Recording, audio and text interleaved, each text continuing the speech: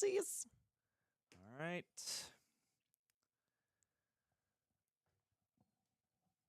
Citizens of the Reject Nation, you know how this goes. You let us know in the live chat that we are live, so we know that we are live, and we will get right into it. There is a lot to talk about today. Are you excited, John? I am quite excited. It's been a minute since we've been in here. It's been a minute since we've gotten to commune with all you guys, and it's going to be a fun one. Before we hop in, though, just want to remind everybody, WonderCon next Sunday, the 31st of March.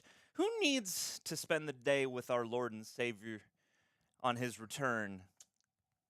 The rejects have risen. So we've risen. We will come out of our caves. Room 207, 2 p.m., March the 31st, WonderCon 2024, Anaheim, California. Get your badges. Come on out. Say hello. Ask a question. You know, take a picture. Do whatever you want. Gonna be talking comic book stuff, movie stuff, Star Wars stuff, all of the stuff. We're bringing Michael Tesler for the first time. That's so we'll have a right. Star Wars Michael expert. Tesler is gonna be there. Greg is gonna be there. We're Coy is gonna be there. We're gonna be there. We don't know what room yet. We will update you when we know the room, but we do know it is Sunday afternoon, March 31st. It's room 207. Coy. Room 207. According to the website. Oh, I see. So unless I was just WonderCon is informed. lying. I was just with this Yes. graphic. I just learned. Room 207. Yes. Sunday. We will be there at 2 p.m. PST. That is 5 p.m. EST if you're somehow trying to commute Come from the here East from Coast. the East I don't know Coast. what you do, but if you do And it, we'll don't be happy to change your see you. watch. And just like Jesus, we're going to lay chocolate eggs because that's what Easter's about. I'm And- very excited about it. And also, just before we hop into the main news of the week, this stream is brought to you by RejectNationShop.com. Look at these dope threads. I'm gonna destroy the stream by trying to zoom Oh, in we on had the such tease. a good. Look there at it is. that. There it Oh, is. dang. Tease, tease, Two. tease, tease. Tease on Van Nuys, baby. Look at that glory. Look at that. Get after it. glorious pool. Super Marvel Bros. You want a shirt to wear in July? July 26th, perhaps? Oh, Well, we got shirts that's for the you. only day I ever want to wear I'm a just shirt. waiting Coy. for that. I'm not wearing a shirt until then. This is I'm the not- last time you'll see me in a shirt. It's the reconnaissance of Coy. Well, dude, Very why, excited. why don't you kick us off today, sir? What's relevant in the movie news of the week? Okay, you lovelies. Not only do we have an X-Men show drop this week, not only do we have some crazy Joker confirmations, but we also got a Penguin trailer. Oh. I am very excited about this trailer. I want to kick it off with the Penguin. I love me some Matt Reeves, the Batman. And I think one of the things that the Batman did was it established a new tone for Gotham in a way that feels, to me, much more akin to the comic books. Oh and my goodness. I Coy, think- I'm so oh, sorry. oh. What am I doing What, here? what, what, are, what are any of us doing? Before we in life? continue, Okay. sorry. I was on a Where's full, my mind? I'd shaped a Just 3-act wanna monologue. say- I had a structure. It's okay. This is what you have to deal with as an actor in You know, you gotta Hollywood, pivot. Coy. Yeah, Pivot. Exactly. Okay, what are we Um, doing? What's changing? Just want to say a quick thank you to y'all for being here. You guys, I mean, we're going to start off with the news, but you guys are going to drive the chat. Yes. So yeah, if anybody wants to chime in, we're going to be monitoring the live chat. But also, if you feel so inclined as to send either a super chat or a Streamlabs donation, either way is very much appreciated. We will make sure to get to those, before our time here is done. Guarantee. Yeah, so if Each you and every wanna one of those will be answered. guarantee that your question and or comment is read, addressed, and appreciated, that's a way to get that happening. And in general, thank you to everyone from the prior live streams that have been our co-hosts that have navigated what stories we are telling. So as ever, thank you to everyone that's contributed in the last 4 years. Yeah. All right, so Penguin. Penguin. What I love about that Gotham is it feels like it can grow out, like laterally, and I feel like it's not just stuck around Batman. Sure. I mean, I feel like you could make a rogues gallery out of the show and just have Right. Penguin be your central figure. And I feel like that's what we're gonna get in a way Could that almost be won't like feel a Gotham lacking. show from the But Gotham impression definitely- I've gotten. Whenever I saw clips of Gotham, I was always like, okay, so we're just waiting for Batman. Like it always felt like the goal was, to tell everything without Batman because Who's Batman? it's expensive. Sure. This feels more like we have characters that are interesting outside of Batman, and he gets to be the figure. Like you can't make a shadowy, ghoulish outside of the protagonist spot if he's your protagonist. Sure. Like you can't Fair, ever fair. feel the fear of what happens when Batman comes if you're following Batman. Mm. So I feel like this is a really good opportunity to show how Batman is to others in a unique way, and I feel like we have an actor who can absolutely anchor a series for 10 years. Like this looks like The Sopranos. yeah, This looks like a gangster show. And I think that the trailer itself, I love gangster stories where they're basically giving a metaphor for their experience through a monologue, and then you've got action cut-ins. Like, that's exactly what I want from a teaser. I think Colin Farrell as Penguin is an inspired casting. I know he wanted it really bad, and they originally, had mild prosthetics, and he wanted to go like deeper into this character. And I love that he is unrecognizable, so he can actually act. Like, I feel like Colin Farrell's trapped being the most handsome, and he never gets to be like a guy because he's just like an Adonis. So it's kind of nice to see him get to be a guy. Yeah, absolutely. So yeah, I'm very excited. What do you think? I thought it was terrific. I really enjoyed the. We're getting brief glimpses of things across the show as he tells this monologue, and I just have such appreciation for Colin Farrell's performance and the way that it's weird. It's like you can see him if you're looking, but the performance is just 100%, at least to me, the character. And so, yeah, it's like I already had respect for Colin Farrell as an actor, but weirdly, like the transformation, and yeah, makeup is involved. But it's one of those movie magic things where it's like the right combination of, impressive prosthetics plus just this fully committed chameleon-like transformation into character is like mad impressive. And I feel like that's kind of what you're hoping for, most especially from like any Batman rogue.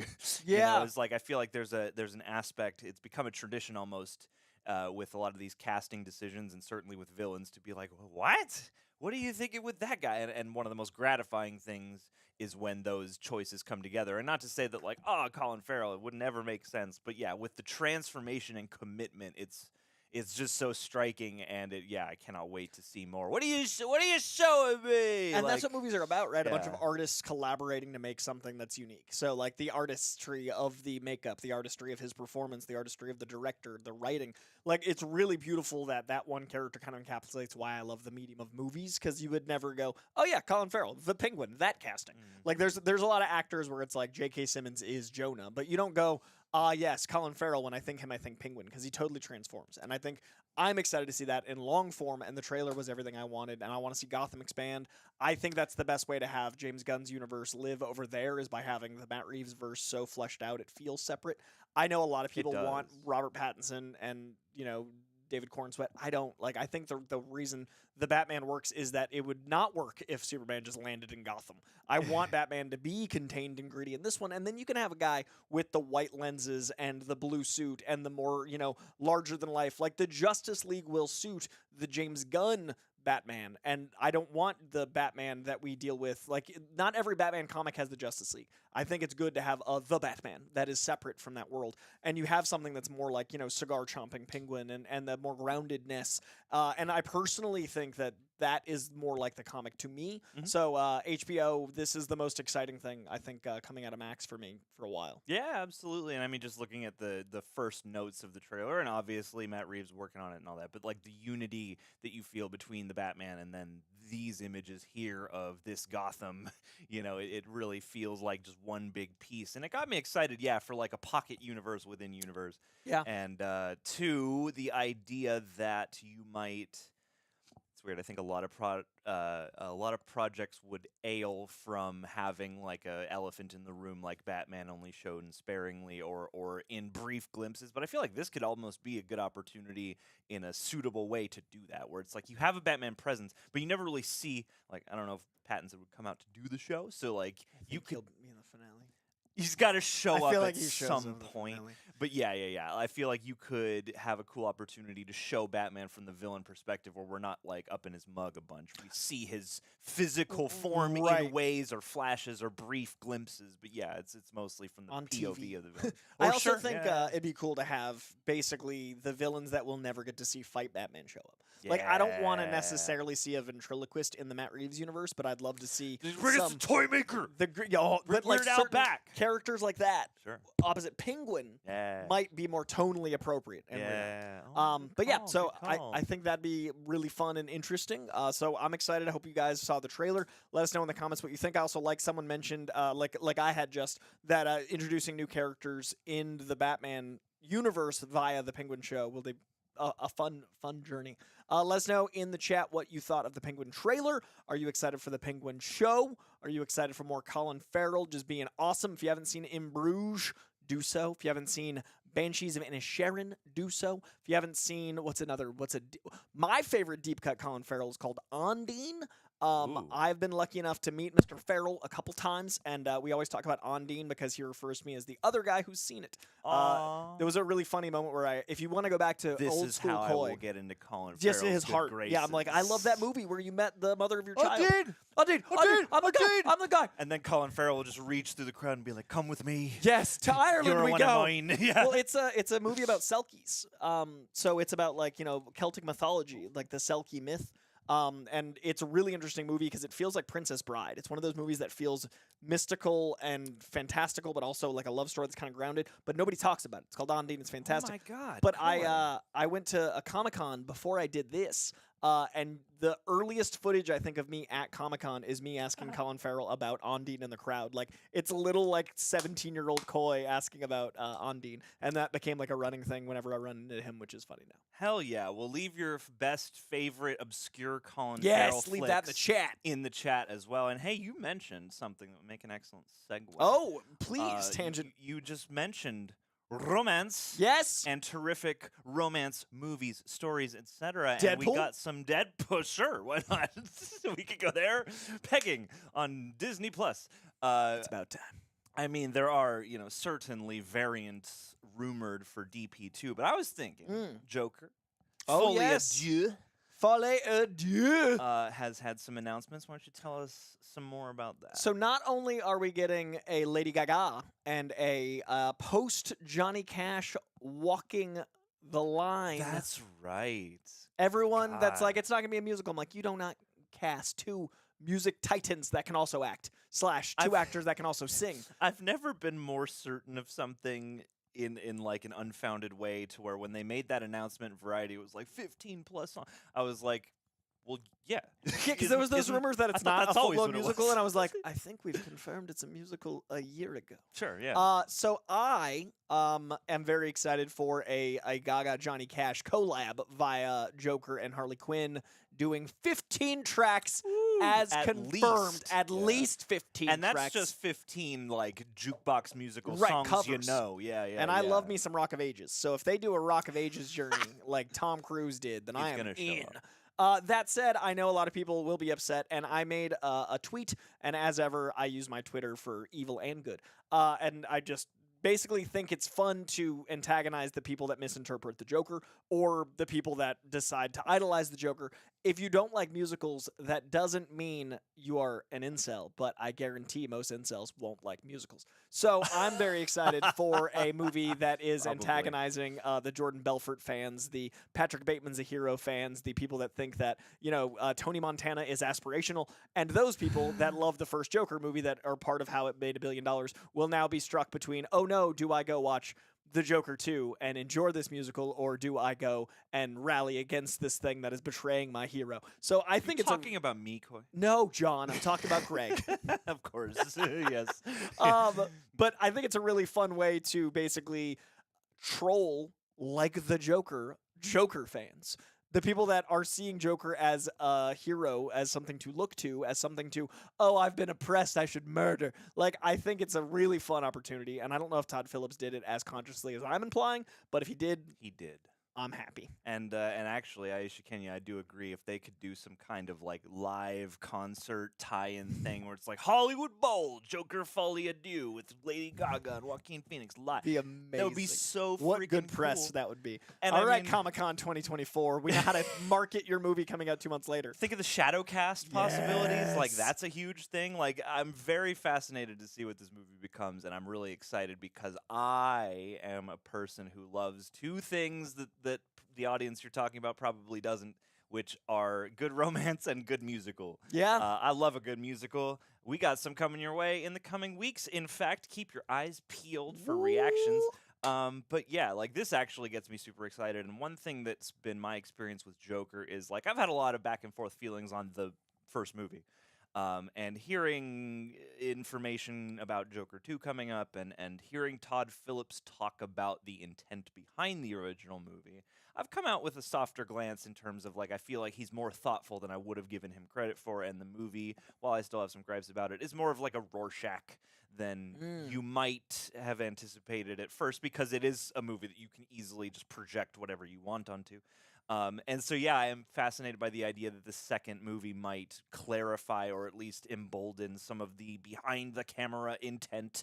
I mean, like, the idea of, like, some kind of anarchic, wild musical, to me, seems like a great way to embrace the fantastical, colorful nature of comics in a way And that narratively, is, like, so cinema or performance stage, whatever. It's like it's two very heightened media crashing together in a way that almost never happens. It feels like. Yeah, and it narratively makes so much sense with the Lady Gaga as Harley Quinn. Like, Arkham Asylum madness turning into song is very, like, well, yeah. And the amount of needle drops these movies tend to rely on anyway, Yeah. like, lends itself perfectly. Like, actually, like, this is among the most exciting prospects I can imagine. And Yeah, I I'm much mean, more excited for the Joker 2 because it's a musical. Yeah, absolutely. And I mean, they've said that at least one of the songs they're going to incorporate is That's Entertainment from the Bandwagon musical 1953.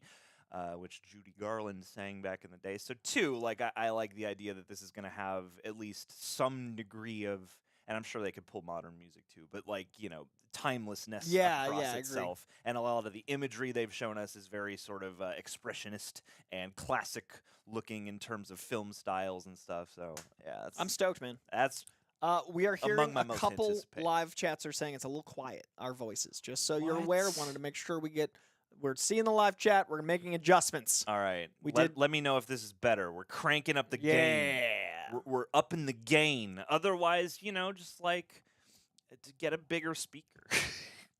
Now It's on you. Yes, the customer is always wrong. That's how we feel here at Reject Nation. You guys deal with our flaws. Absolutely. We're gonna hop into super chats and Streamlabs pretty soon. But you want to talk about one more thing before we hop in? What do you think? You want to talk about poo? I know you got some poo excitement. We got some poo, people. We got some poo. An Avengers assemblage of poo. We're doing some poos. That's man, right. oh man, we're adults. The POOHNIVERSE is coming. What is the exact title? Did they put Blood out, and like, Honey something? Or no, is that the first one? Well, Winnie the Pooh, Blood and Honey, and then Blood and Honey Part 2 is coming soon. Oh, this is like a part 3. Yeah. Okay. And so at least they're calling the POOHNIVERSE. I think it's called Monsters Assemble. Okay. The subtitle. Yep. And they're going to apparently be crashing over, of course, Winnie the Pooh, but also public domain beloved children's characters that include Tinkerbell, Pinocchio, Peter Pan, Tigger and Piglet, also from Winnie the Pooh, the Mad Hatter, and Sleeping Beauty, among, I'm sure, other surprise characters that they're not letting on yet. And all of these, or many of these characters, are also going to have their own horror slasher reimagining as solo films before going into the group team up film. So it was the weird. I thought it was. I've had a number of moments recently where you sit down, you look at something, and you're like, oh man, and it wasn't even on Twitter, but it was that thing where you're like, I thought this was a disbussing film. Oh, but this is just a discussing film. Yeah, I this literally is just the real news.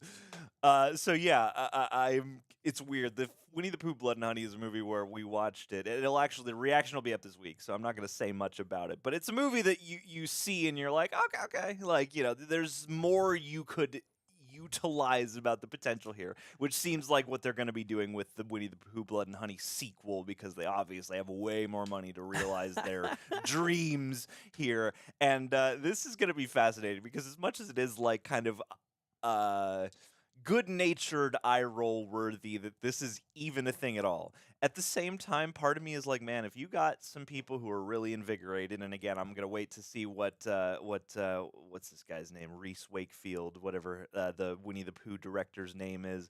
I'm gonna wait and see what they do with the second movie because I think that'll tell us a lot more what the capability is of the voice behind all this.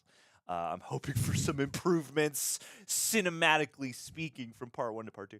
But it's like we're going to have all these standalone origins anyway because everyone's just like, the public domain, we got to make the money now.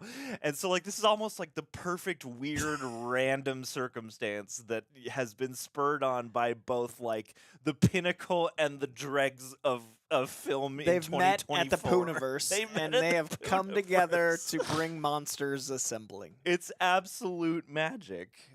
So yeah, we're gonna have a fully fledged CU, and the thing is, I don't think they even need to wait. Like these things are so low budget, they don't need to wait for success. Don't you slow down. You just accelerate. Like this is the dream. It's like they have the meme, and now all you hope is that they can like.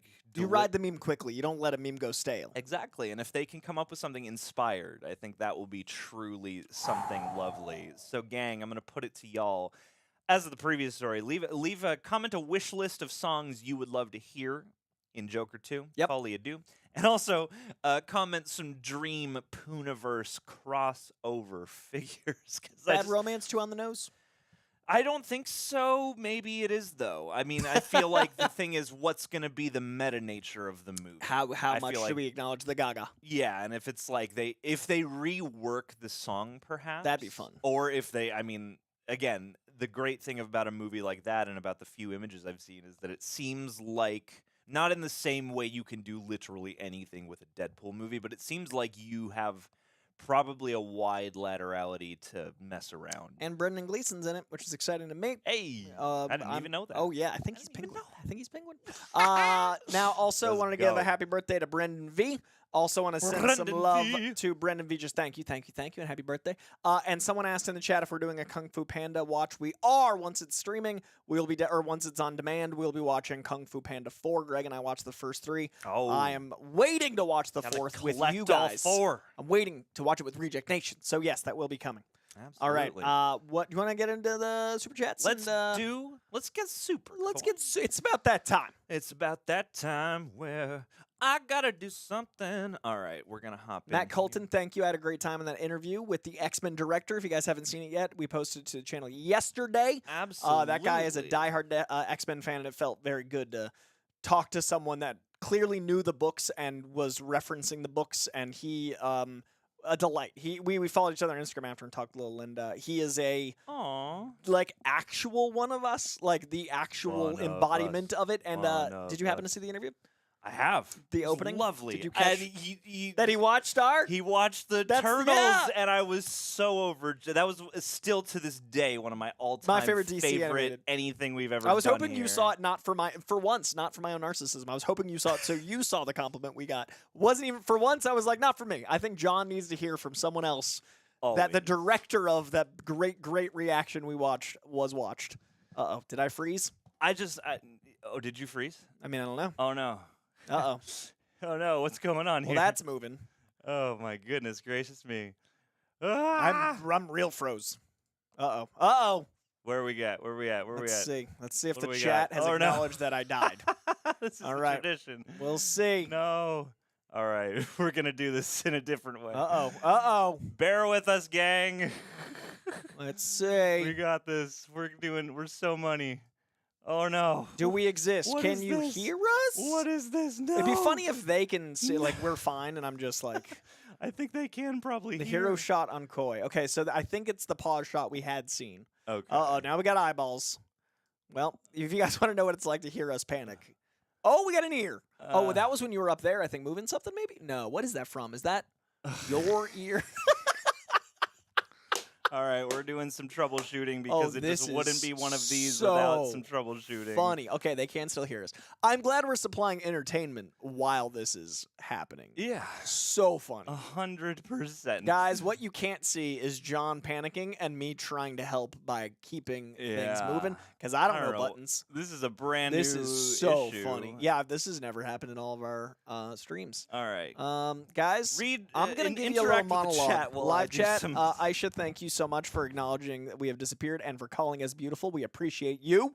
Let's see. Darkness. Incredible Tom quoting Dave Chappelle and via Rick James. They can hear but can't see us. The birthday boy, Brendan V. See, even the birthday boy is trying to help, which I appreciate very much. I know I'm all the way in the KC Metro, but I swear I cannot see you. All hail John's ear. Yes, Ragged Rec, we have decided nudity was the solution. Ragged Rec's the only one with an actual live feed plugged directly in, so we can see that we've decided to strip naked for warmth while John fixes the issues. He gets the NC-17 cut. Coy, where can I find the best pizza in Boston? I'm a big upper crust guy. The upper crust, particularly the one right outside of Boston Common, I enjoy quite a bit. The Sal's in the Common is decent, but, Common pizza is going to be tricky. There's a Sal's in the North End I enjoy. I'm a big fan of Family Pizza out in Drake, which is about 40 minutes north. Something about comics. Now it's going quick. I'm sure entertainment is your guys' middle names. We're trying here. Hi, Drew Yari. Hope you are well. I don't know why Ricky Gervais is mad. I don't. That out of context, very funny. Hey, I can see me. Okay, we got one. John's back. Happy Gilmore 2. Casually excited. I just want to say that you guys. The comic book greatest. burrito is what Matt Murdock sees, guys. That was intense. I just had to hope for the best. John had to deal with the tech. I'm commendable to staying in the zone. Let's give it up for John. Thank you, sir. Actually, I think this is a good moment to reveal a secret. Oh, what is the secret? The last time I did a solo live chat, Enrique was John. I don't know what you're talking about, Coy. Enrique was Enrique. You have no evidence I to can't support prove it. the fact I can't prove it. that Enrique and I share the same That's skin. true. They are very similar We men. borrow this Enrique vehicle. and John. It's like Avatar. You know what I mean? That was so funny. We got it all. We got it all. I don't pat myself on the back much, but part of me was I like, will. I'm afraid we're going to have to restart this stream I was very so afraid soon, we'd have a new link and I'd be like, ooh. don't have to do that. We don't. Thank crushed you it. guys for not bailing Crushed out. it. Love Back you. in the game, and yes, we got dressed really quickly. PLD noticed. I'm proud of it. PLD's in the chat. PLD doing the work. My dude, PLD, big props to PLD, especially if you are a patron and whatnot, or if you be listening to the podcast. Mans is instrumental in helping out with those things. So big shouts out. Spaceman has the most important question of all. He asks, what's it like being buff and smart? Yeah, Coy, what's that like? The struggle is people assume when you're buff, you're dumb, and people assume when you're smart, you're scrawny. Yes. And the secret is, if you read enough comics, you go, wait, why don't I try to look like that instead of just reading them? And you go, all right, challenge accepted. And that's how you get buff and smart. But what's it like? It's exhausting because I'm always sore and I'm always bored of people. Sure. And no one's That's able the to condescending hang. answer. No one's able to hang the truth. at Coy's high level. Oh, no, all I'm right? not. It's honestly, I just read a lot of books. I just sound smart. I don't know if I actually am. Laney, thank you for checking out the Madam Web reaction. Go check that out if you haven't already. And shouts out to Andrew Gordon for giving me this particular G Fuel. Shouts out to G Fuel. Use our promo code or go to gfuel.com. I believe it's /RejectNation and get yourself a discount. David asks a very important question. Ooh. Well, he says it as a statement. Hey, John, where can they get these shirts? You can go to Reject Nation Shop. There you go. It's always reversed. RejectNationShop.com. We have tons of things over there. New designs popping up frequently, but the latest is the Super Marvel Bros. We also have Loki's, what's it called? Loki's Dream Balloon. We got a cool Loki design that's original. Oh, yeah, I like it. As well as a couple branded Loki designs. We got the Real Rejects native in-house logos and or meme tees, Doctor Who, all sorts of stuff. But hey. That was a good commercial break. Now we're back in the street. We literally had a break that caused a commercial break. And now back to the show. All right. All right. Is Dark Car our first? Dark Car is the first. All right. Dark Car is what's the best thing you've seen this year and why is it Shogun? Coy. I haven't Tell seen me about Shogun. Shogun. I hear it's great. It is fantastic. The only experience I have with Shogun is about a month ago. I was driving to the airport, and there was a billboard for Shogun, and I was like, "Huh, a show I've heard nothing about." Cut to 1 month later, everyone being like, Sure. "John, Breaking Bad with awesome cinematography." Like everyone's like calling it the greatest show ever. But I remember specifically driving by a billboard and being like, but I only saw one billboard. Like, it went from 0 to 60. I was like, huh, weird, because it's in the middle of, like, Baldwin Hills. Like, it was, like, a weird spot to see a billboard. And now it's the greatest thing since sliced bread. So my experience of Shogun is going like, huh, And John's experience of Shogun is on this channel. You can check it out. Andrew Gordon and I are covering it. We'll be shooting the next one Monday night. But yeah, it's terrific. It is, just to keep it, straightforward. It's really beautiful production value combined with really nice, at least in my opinion, really nice nuanced writing that really it puts you in the time and place and binds you to the limitations of that time and place in a really fascinating way. And it also, as a story, as a dramatic story, moves in a way that doesn't ever feel like it's spinning its wheels. It's one of those things where people will make those random choices, and you kind of have to watch as all the allegiances shift and slide around. It's chess, but it's also war. And the performances are great. And it's funny because coming off of Monarch, Legacy of Monsters, which is a show that left at least Greg and I wanting a certain amount more. A few of those actors are on the show, namely the lead from Monarch is also one of the leads. She's like the main female lead in Shogun, and she is terrific.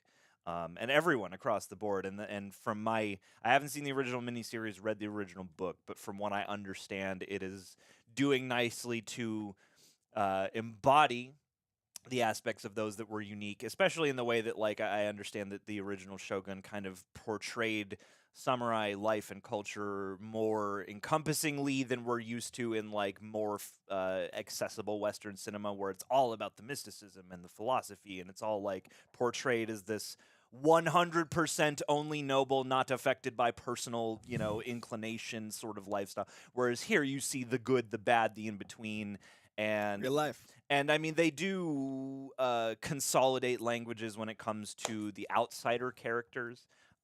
So, like, English is swapped in for, like, Portuguese and Spanish and, like, a bunch of other things.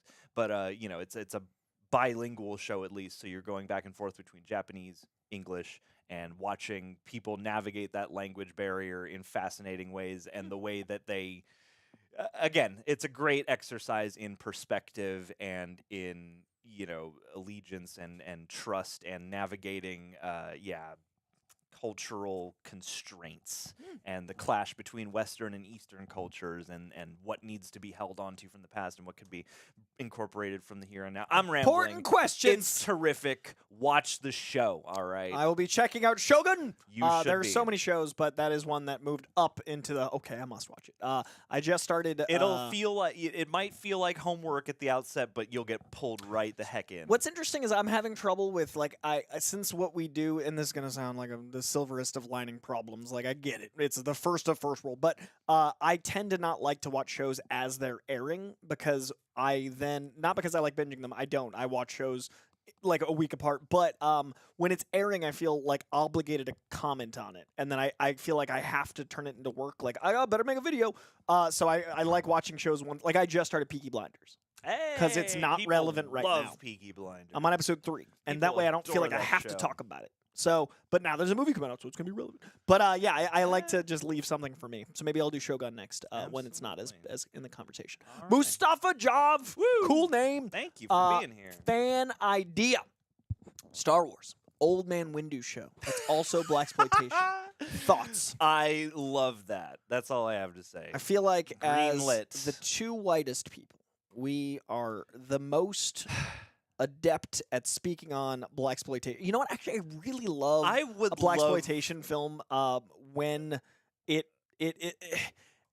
is stuff I don't get every reference for. Like, I like blaxploitation when I feel like I'm getting enough of the jokes, but I know that other people are enjoying it because there's way more to it. Yeah. Do you know what I mean? Yeah. And, like, so I would love that, especially because I feel that way about Star Wars already. So, like, this is a great combination of, like, I know that's an Easter egg, not for me. So, yeah, I'm all in for this. Mark Bernardin should write it.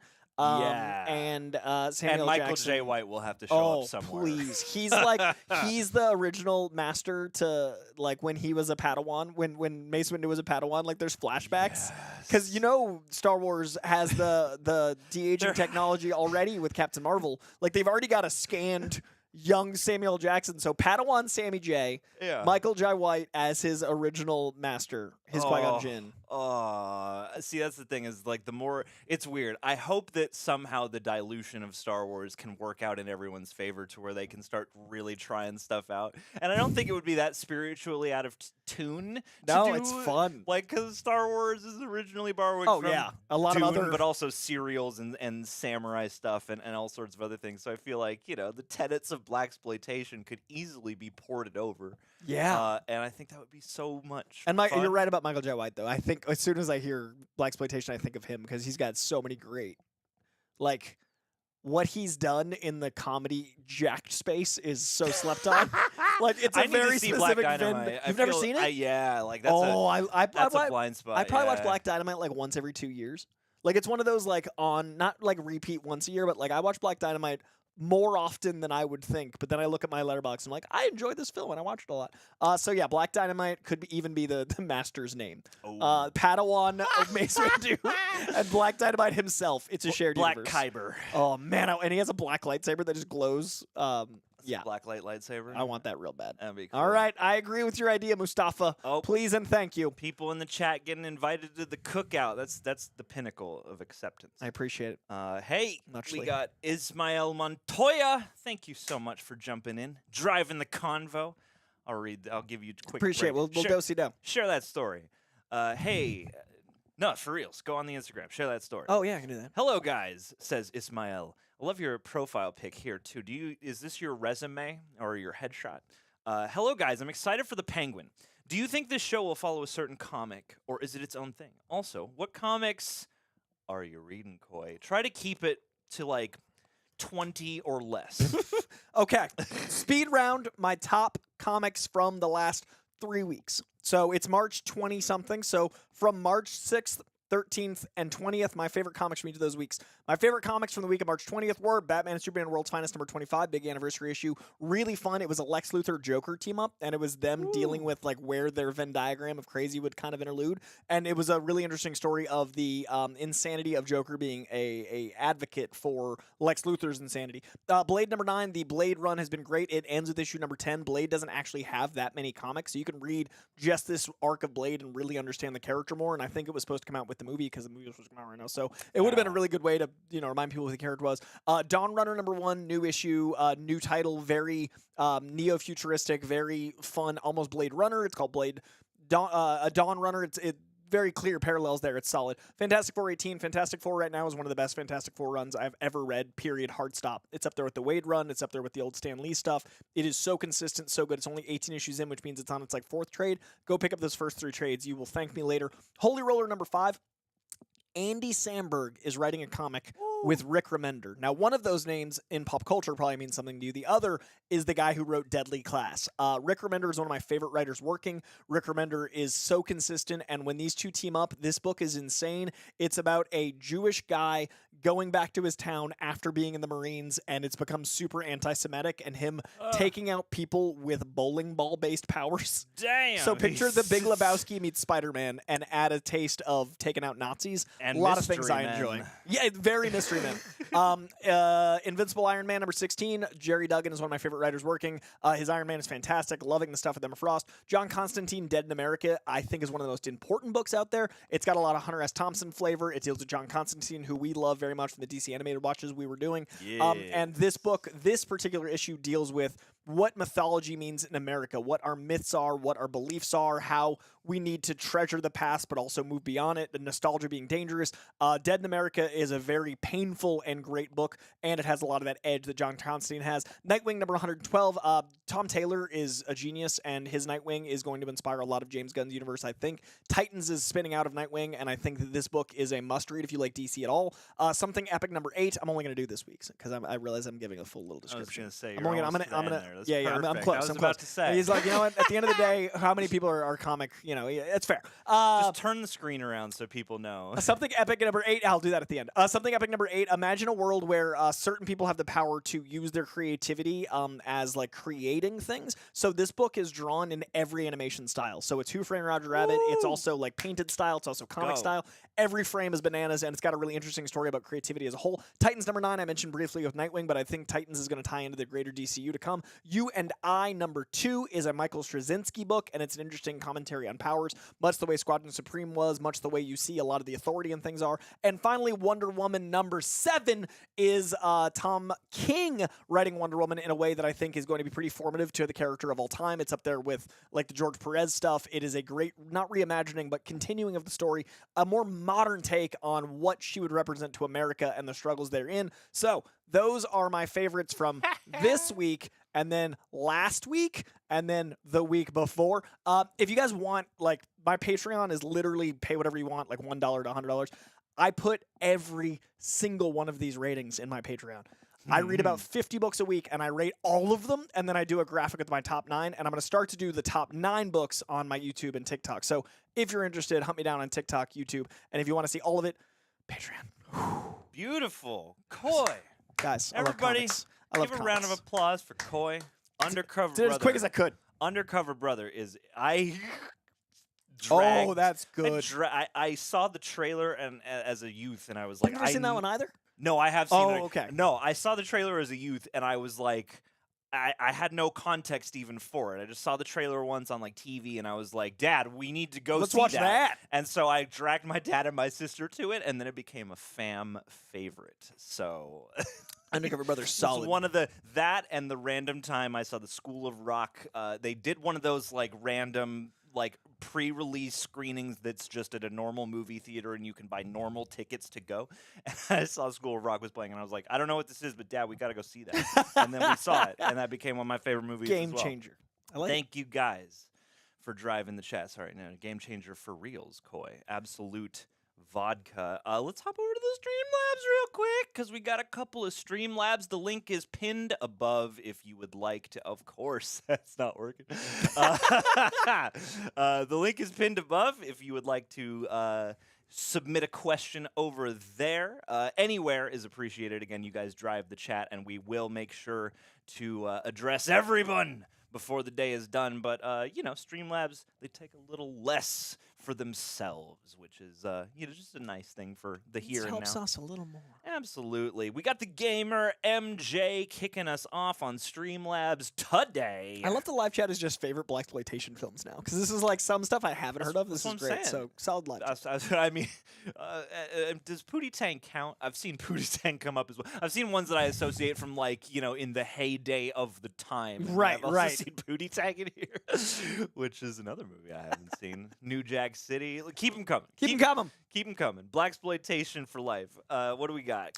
All right, the gamer MJ says, Coy, man, I love everything you do. That X-Men interview was so good. Thank you, man. Woo! Go check it out. Yes. On the channel Thank you, now. thank you, That's thank a you. great question. He said it He up said top. it immediately. He said it up top. Also, in my intro, I didn't say that was the name of the show, so that was completely unprompted, which makes me Natural so thing. happy. Yeah. I took your recommendation for Life Death and found it, unfortunately, it was digital on Marvel Unlimited because my shop didn't have it. That might be because I said Life Death, not Uncanny X-Men.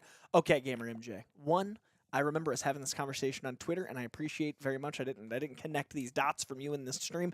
2, you got a comic, man, and I always think physical better, but if you got any comic and you bought it, you acquired it, and it's yours now, that makes me so happy.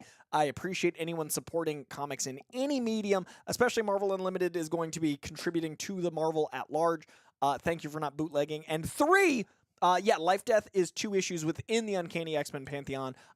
Those 2 issues, it's a very short run, but they're so formative and important. I hope you enjoyed them very much. If you, dear viewer, are watching this, Marvel Unlimited does have both of Life Death, and if you want to hold them, own them, check local comic shops because that will help more. But in general, buying comics is always going to help the art and the medium. So thank you very much for checking those out, man. Yeah, absolutely. And thank you for chiming in. Also, congrats on watching Beetlejuice for the first time. Flashpoint. Ooh. That's a classic. I have seen it. Good time. I have seen the Beetlejuice. I have as well. Also, Don't be shouts mess while out drinking to your juice in the Don't Be Hood. Just Mess. South Central while drinking your juice in the hood. I haven't seen that movie, but I have seen one moment from it. Greg back in the day got me into the Wayans Bros. So I saw one brief clip from that movie. And I think that's it. one of the movies I checked off on the want to watch on this. Like with I the want to people. watch every movie with the people. With the all people. right? Yeah, and the vampire one too. What's the vampire movie with Eddie Murphy? Either way, got a lot of stuff to check out. We got Ronin Unchained though over in the Streamlabs. Thank you so much, Ronin. Buenos dias, fellas. Buenos dias. E2 would be and you. Yeah. Two. What's to you? I took French. I sorry, took Ronan. Latin. I should know. Met Ronan Unchained in San Diego Comic-Con, and we got burritos one time. Burrito so Unchained. Yes, he knows much better than I. Hells yeah. Can't wait to see Coy and Greg again and meet John for the first time at WonderCon. I can't wait to meet you either. We're going to hug it out. X-Men 97 is on another level. Oh, this is a good segue. Did either of you spot the homage to God Loves Man Kills panel when Eric points to Storm in episode 2? Cheers, muchachos! Loved that they grabbed a comic book frame directly. They also, not to give anything away, but do that again in episode 3. So there are moments that are literal covers that they use as a frame as they move through the story, which I think is genius. When you can do that, do it. Don't make it distracting. Like, I think I like it most of the time, but in Civil War, when they, like, held for a little extra frame, I was like, we get it. Like, there's a line. But it is always wonderful to see a comic cover reflected. And, yeah, I did catch that, and I'm glad you did, too. God Loves Man Kills is a lot of... It's a really core graphic novel for who the X-Men are. It's a lot of what X2 was based off of, so check out God Loves Man Kills if you like the X-Men. Who likes X-Men? I mean, clearly not the #1 rated show on Rotten Tomatoes from the history of Marvel. I think it's sitting at 100%, or it was sitting at 100%, which is I've crazy. seen so many headlines lately. So like, good. Marvel needed this, man. I can my breathe God. again. Yeah. I mean, I'm so excited. I've only seen the first episode, essentially, but I'm very excited for something that at least looks and feels like actual hand-drawn animation again. It's beautiful to see 2D. Yeah, or that's at least committed to that tradition and doesn't look like it was made in a computer. Yeah, yeah. At least off the dome. But yeah, any just general things to unpack since the show has premiered? Yeah, now? I think it's doing a really good job using the 90s as a character, but not as a lead character. It's always concerning when you've got nostalgia as a built-in. Like, it's literally a show based on something from our childhoods. So I was a little worried it would be like, whoa, everything's 90s, but instead it's like in real life where when we watch stuff from right now in 30 years, we're going to be like, well, that's crazy, that blank was blank. But in the moment, I'm not thinking about my iPhone. I'm not thinking about, like, what things are around. So I like that, like, a Walkman moment is brief. It's not, like, zooming in, like, look at the times. And it could have been. So I really appreciate its tone. I think it's doing a good job making sure, like I said in the interview, that Storm gets her due and that Cyclops gets his, and that, you know, they're finally leaders. Because X-Men Blue and Gold are the two teams, and that is led by Storm and Cyclops. And I am always upset that because of Bryan Singer making mutant movies instead of making X-Men movies, that Wolverine is seen as the X-Man. Like, he's not. He's a member, but I think the show's doing a good job making it. He's Weapon X-Man. Welcome X-Man. But, like, he's not... I like him in his solo stuff, and I honestly think the MCU, I know they need the money, but they should save him. Like, I think you should do at least one X-Men movie without Wolverine, because the pop culture awareness is now so Wolverine heavy. The show is allowing Wolverine to be a member, not the leader.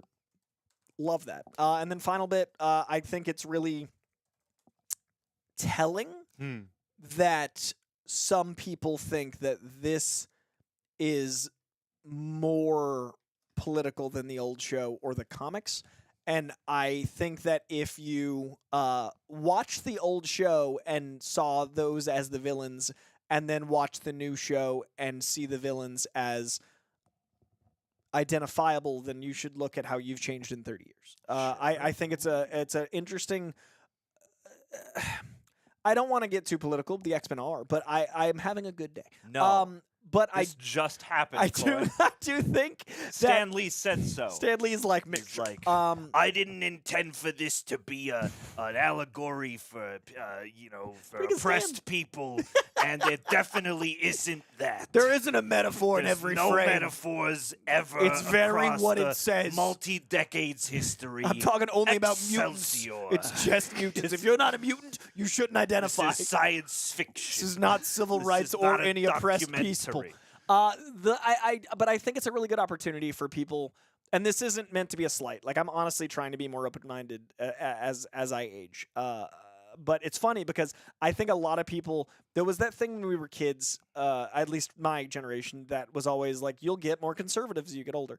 And I think that I'm now trying to do the opposite where Republicoy. Well, no, I'm doing the opposite where I'm trying to even understand conservative people. Like, as I get older, I'm so much more empathetic towards the plight of, like, humans that I don't understand being self-righteous except when I joke about being, like, the smart and buff joke earlier. Like, that's as far as the self-indulgence that I get. Like, I would rather no one have $1 billion and everyone just have food. Like, I would rather not be a tens of millionaire and have everyone have, like, a livable wage. So, like, I'm getting... That's what drives me nuts about being alive is you zoom out far enough and you're like, oh, everything's here. Right. We have everything we need right to fix here. all this. So I think right here X-Men on gives Earth. a really good opportunity because it is so political for people to look at, if you watched that show when you were young and you saw the good guys and the bad guys clearly and you don't now, that's a really good opportunity to just look at your own shit. That's all I'm trying to say. Like, if when you were a kid you were like, the X-Men are clearly right,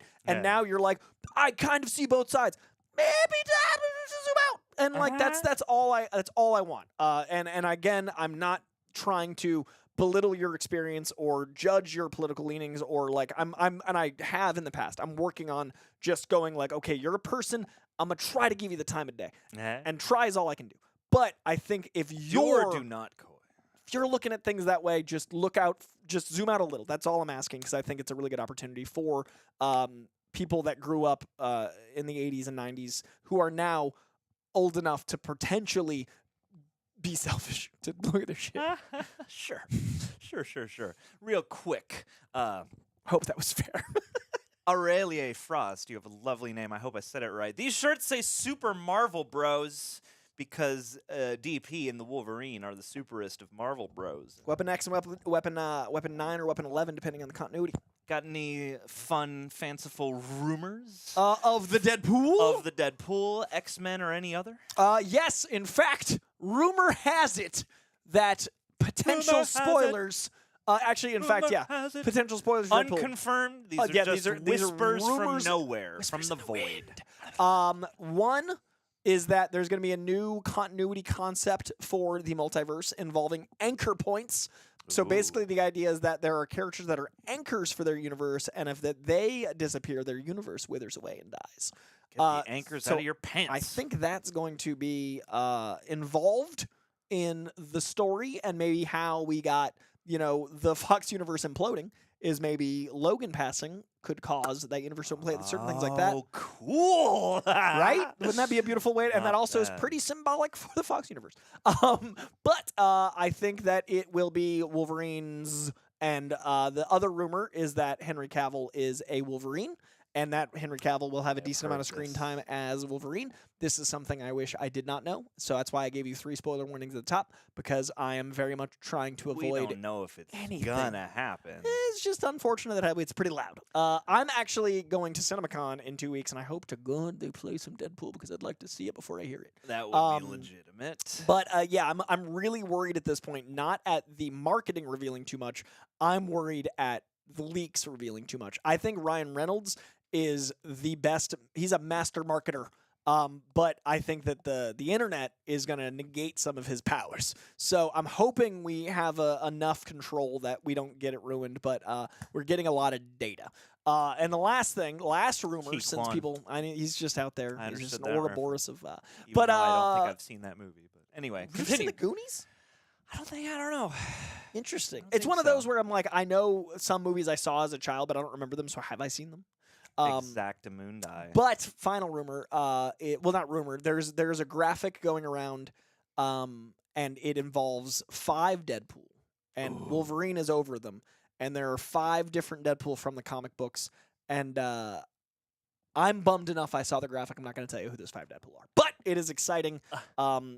I guess to be ruined. I don't know, but yeah. So this could all be none. This could all be fake. Someone could yeah. So we'll take any and all of this with a grain of salt. Yeah. And that's the thing now is like I feel like there's a dual thing. There's a dual phenomenon where it's like leaks happen way more because it's easier to spy on people with drones, especially. But now also too, we just live in a time where you can kind of logic stuff out in a different way. Well, and there's just so much connectivity. So like someone knowing all the comics, connecting to someone knowing the movie industry, connecting to someone like with a vocal mouthpiece, like those three things would have been more separate 10 years ago, much less like now. There's also a hunger for spoilers now. And like a lot of people like spoilers, which I will never understand. But there are people that literally want to know the whole movie before they see it. And I think it's like a wiring thing. Like I know some people don't have a voice in their head. Like I hear talking when I think, and I know that some people have silence in their head. And as someone who hears talking when they think, I can't fathom that.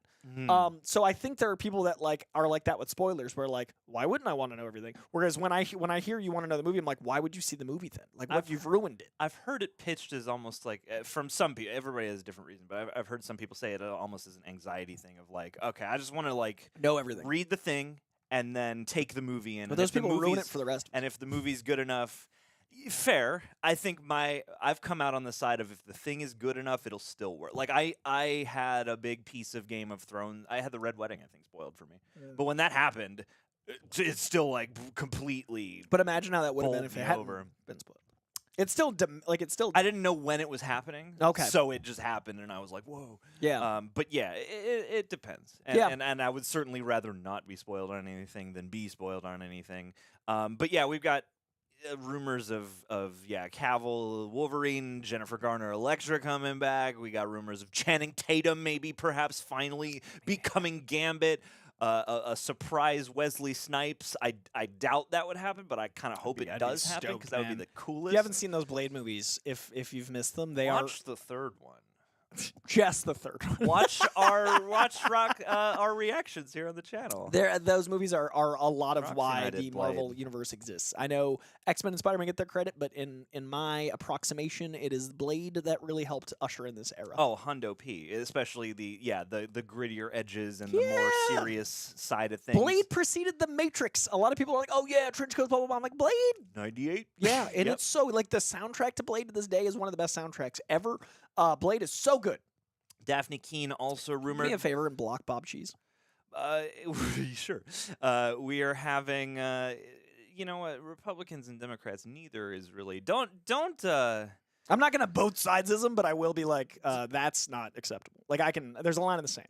I'm patient, but I'm not a saint. Yeah. I mean, don't settle for either of those two. Yeah. Don't neither settle. Is great. Jesus Christ. Yeah, that's my new political don't stance. End Everyone your political sucks. spectrum at Republican or Democrat in America, because like that's a very narrow spectrum. Even though our country's decided there's only two things.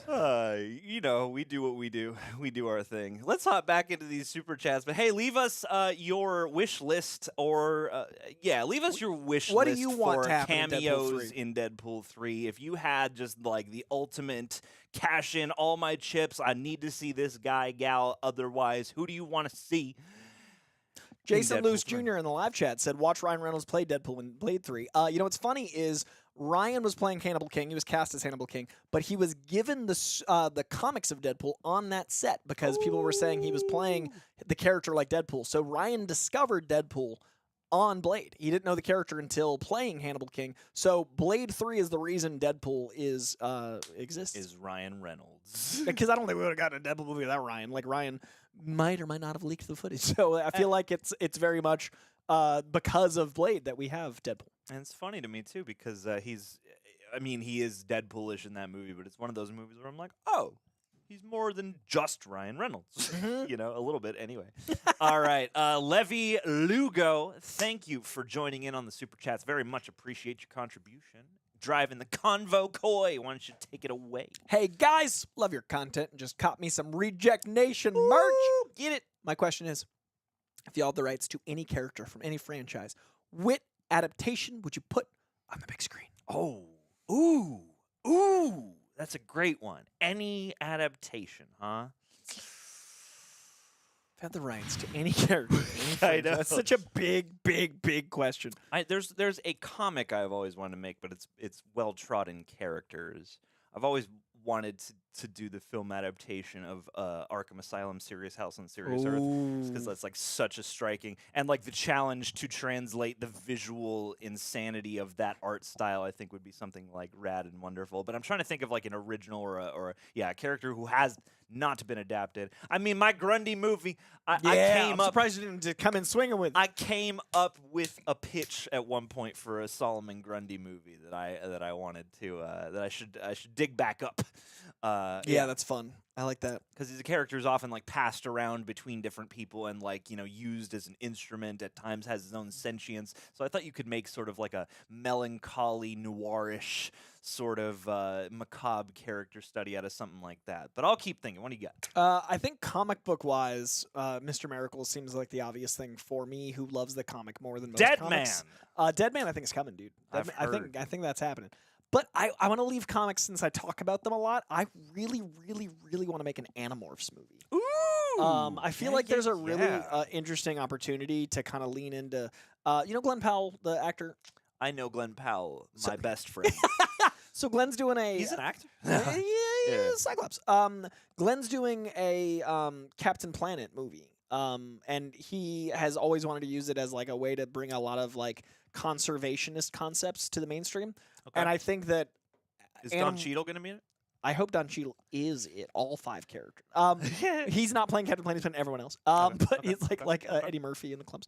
But I think Animorphs would be a really cool way to bring awareness to like animal plight and like conservationist efforts, but like from the non-human side. I think there's a knee-jerk reaction from certain people that you know, if humans are destroying the planet, no, that's not true. I drive my truck and it's fine. And I think that those people aren't going to listen no matter what. So the Captain Planet movie has a tall order because it involves human beings being pieces of shit, which we are.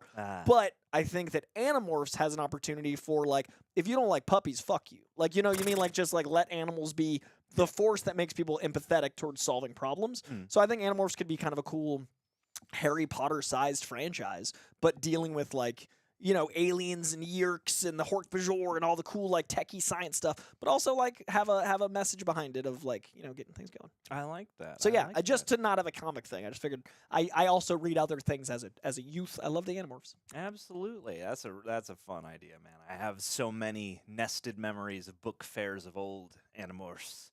Yes. All right. I love the Scholastic fairs. Yeah, buddy. Put your dream character franchise adaptations into the comments, and we'll come back to that later. Also, the King Killer trilogy, that fantasy series that is so good. I really would love to see certain like Kvothe on camera. It's one of my. It's like I think it's better than Game of Thrones or Lord of the Rings. Okay. If I could make Slaughterhouse 5. Ooh. That would be legitimate. Oh, wait, you're right. I didn't even think of... dude, Lullaby. Have you ever read Chuck Palahniuk's Lullaby? No. Dude, Lullaby is... Imagine if a bedtime story, like you read your child, like they have a series of stories, one of them gets... do you know what a culling song is? No. So there's pretend I don't. Okay, so there's a concept that, like, back in olden times, in oral tradition, you'd read this story to your warriors or people dying in your tribe, and it would put them to death peacefully. So a culling song is to put someone to death peacefully. Gotcha. A culling song gets printed into a children's book anthology, and parents are reading their kids bedtime stories and killing their children. So there's this giant swath of sudden infant death syndrome caused by this children's book, and then the person, like, researching it discovers this entire world of, like, black magic and sorcery, and like it becomes this thing where it's like basically like metal as fuck Harry Potter for adults. AF. And it's written by Chuck Palahniuk, the guy that wrote Fight Club. Not bad. Lullaby is my new answer. Got some good ideas in there. Leave yours in the chat, Brendan V. Happy birthday to you. Happy birthday to you. Happy B-Day, Brendan V-Day. Happy birthday to you.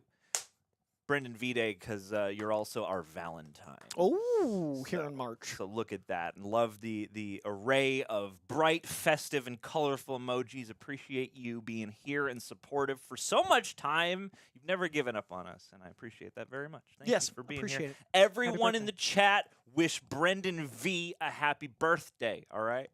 I want to see a wall, a birthday wall. Asif's cool too. Koi. Thoughts on the Harley Quinn show? Currently on series 2. It's so funny and zany and different and yet very DC. Ooh.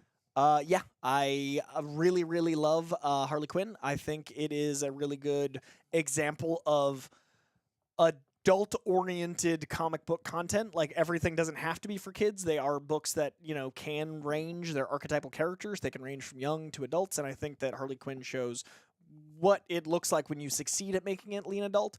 I think that it is a very irreverent show that shows a lot of the characters that you would assume wouldn't work in a wacky way. Like, I love the Clayface. I love the Joker reinterpretation. There's so much going on, and it's also like like comics are, it's a really good moral compass show. It's a really good opportunity to realize, like, I remember I did a bunch of press for Harley Quinn models and statues when they were coming out, and I was saying how Harley Quinn's one of my favorite characters, and a lot of people were surprised, and I thought it was obvious, but like, a lot of people don't realize the meta nature of the character escaping her confines, because Harley Quinn, the character, is someone who is trapped in a bad relationship, and she's got, Stockholm syndrome, and she's stuck in love, and she breaks out of that by being a strong, independent, intelligent character.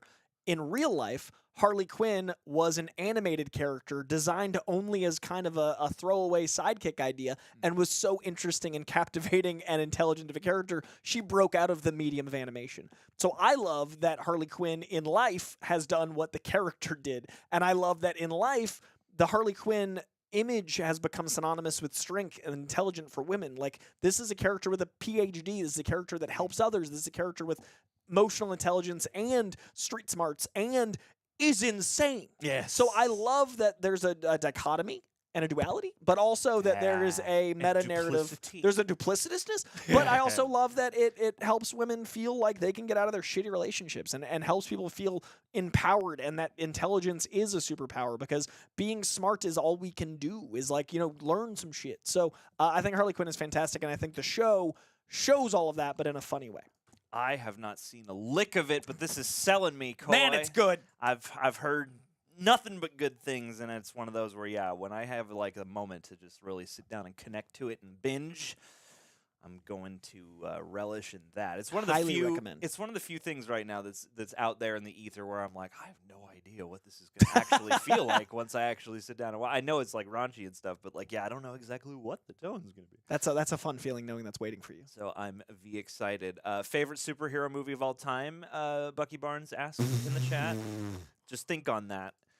Laney, will you be? Thank you, Laney. By the way, appreciate you. I think Across the Spider-Verse. It's a okay. Honestly, like, it made me Okay. cry. It made me emote. It made me remember why I love comics. It made me feel like I was in a comic. It made me feel like the emotional nature of reading a lot of comics. And it also made me realize that characters that I don't have as much connection to in one medium, I can have more connection to in another. It did a lot. And Across the Spider-Verse, I think, is a pretty perfect film. Hells yeah. Hells yeah. I'll keep thinking. I'll keep stewing on it. Maybe Super with Rainn Wilson. Laney, will you be watching Beetlejuice 2 in cinemas, or waiting to do it for a Patreon reaction? That's an excellent question. I have no idea as of right now at all. I would certainly be thrilled to do some type of reaction. I didn't get to see Beetlejuice in the theaters, so like, it would also be just a cool life experience to get to do that. Not to say that it's not the kind of movie that would get re-screened, especially in a town like this one. But yeah, remains to be seen. I imagine somebody will react to it. I just don't know who. Yeah. One set of us will watch it. I'm not sure when. And someone in the chat, speaking of, just asked, has Coy commented on the Roadhouse remake? He hasn't, because there might be a reaction coming very soon. You never know. Perhaps. It might be out sooner than you think. Yeah. I hope you get to watch it in the theaters, though, Laney. I hope you get to enjoy, unless you're not a Beetlejuice fan and you want to just get our opinion on it. But I assume you're a Beetlejuice fan. That was a lovely teaser, by the way. I meant that in the reaction. I don't want to see any more. I'm like, this is fine. Let's just stick with I know this. it's here. That's enough. Beetlejuice, and we're good. Cody Bishop, Coy, thank you so much, bud. Thoughts on Star Trek Voyager or Lower Decks? My thoughts are that I should watch those shows. People tell me, especially, I know a lot of people love Lower Decks. which I didn't realize because that's like the animated one. Yeah. Right? I didn't realize that would take off to the degree that it has because at first my outward impression was like, oh, Rick and Morty Star Trek. And no one has really ever challenged that perception, but people, again, seem to love that show. So I would certainly be apt to check that out. Voyager, I have less of a sense for. Early 2000s, I think it was. Maria, we did the original Roadhouse. It's on the channel. Me and Greg watched it. It's one of their favorite reactions. Yeah, literally, I'm we had told. a blast. Yeah. Like, it was a time. Like, that, Dread, and RoboCop, I think, are my 3 favorites. So, clearly, I love the 80s. The Voyager show I watched a little bit of on TV back in the day, but not a lot. And my main reason to watch Lower Decks would be for Jack. So I might one day. But Jack yeah, I think he Quad. voices. I think he voices one of the characters. I think I yeah. think you're correct. So I would probably watch it for Jack Quaid, but I have not yet, and I can't lie. Star Trek is far too vast for me to really dive into that fandom. So I'd be watching it intentionally casually. Okay. Casual coy. I get to be casual about a lot of sci-fi anyway. But leave your guys' thoughts on Star Trek Voyager and or Lower Decks. Pitch it. Why should we watch these shows? Convince us in the comments. And also leave a like on the video. It helps the stream out quite a bit. Appreciate all y'all who have done so far. Koi Nile the Lime. Cool name. The greenest avatar. Appreciating the green. Hey. Are we getting any more DC animated reactions? I have no idea. Depends on you guys. It depends. That's the most asked question I get, like anywhere, like in public, on here, makes me happy. Twitter. I feel like due to that, it could happen. Certainly, like that series kind of fell off in terms of viewership over time. But It did. But it could, I think, build up, especially if enough people ask and if enough people are like, "Hey, we kind of want this." Yeah, like maybe we did You too never much know. at No once. promises, Maybe we but- overburdened. But after some time, perhaps it's not on the plans now. But I had a great time doing it. There's a lot left, and I loved the moment with the director of X-Men being like, "I loved your reaction." Like knowing that the guy that made it liked how we experienced it really validated like, oh, we're doing something here. So I would love to maybe down the line. Absolute vodka. Yeah, those were some of the most, like, that series I loved doing. So, yeah, if there's ever another opportunity, by all means, count me in. And you guys just did the Marvel Hulk versus Wolverine movie. I'd never seen any of those. That was fun. Yeah, so, that just happened. So there are potentials, but, yeah, nothing's on the books right now. In particular, I try to say particular and specific at the same time. 6 seasons and a movie. Deadshot. Thank you. I never read the comics, but I think they should have different names for Bill and FKA characters, but find out they are Shelley and Eric reincarnated like a cursed love. Still be a remake, but new. Oh, goody. I like the karma flavor there, like how the reincarnation could, become those characters. I do feel that is, and I like your idea. The only trickiness is I'd be afraid people would feel like it was literally a reincarnation Brandon Lee, like since Eric died and since Brandon died, yes. a reincarnation element with someone who actually passed is a little hard. So it's a great idea, but I do feel like that would be a little tricky with someone in real life who we lost that is so that character. I personally have no issue with a remake because the original doesn't go away. I know a lot of people hate remakes, but I if you don't like the new one, just watch the old one again. So I personally thought the trailer was interesting.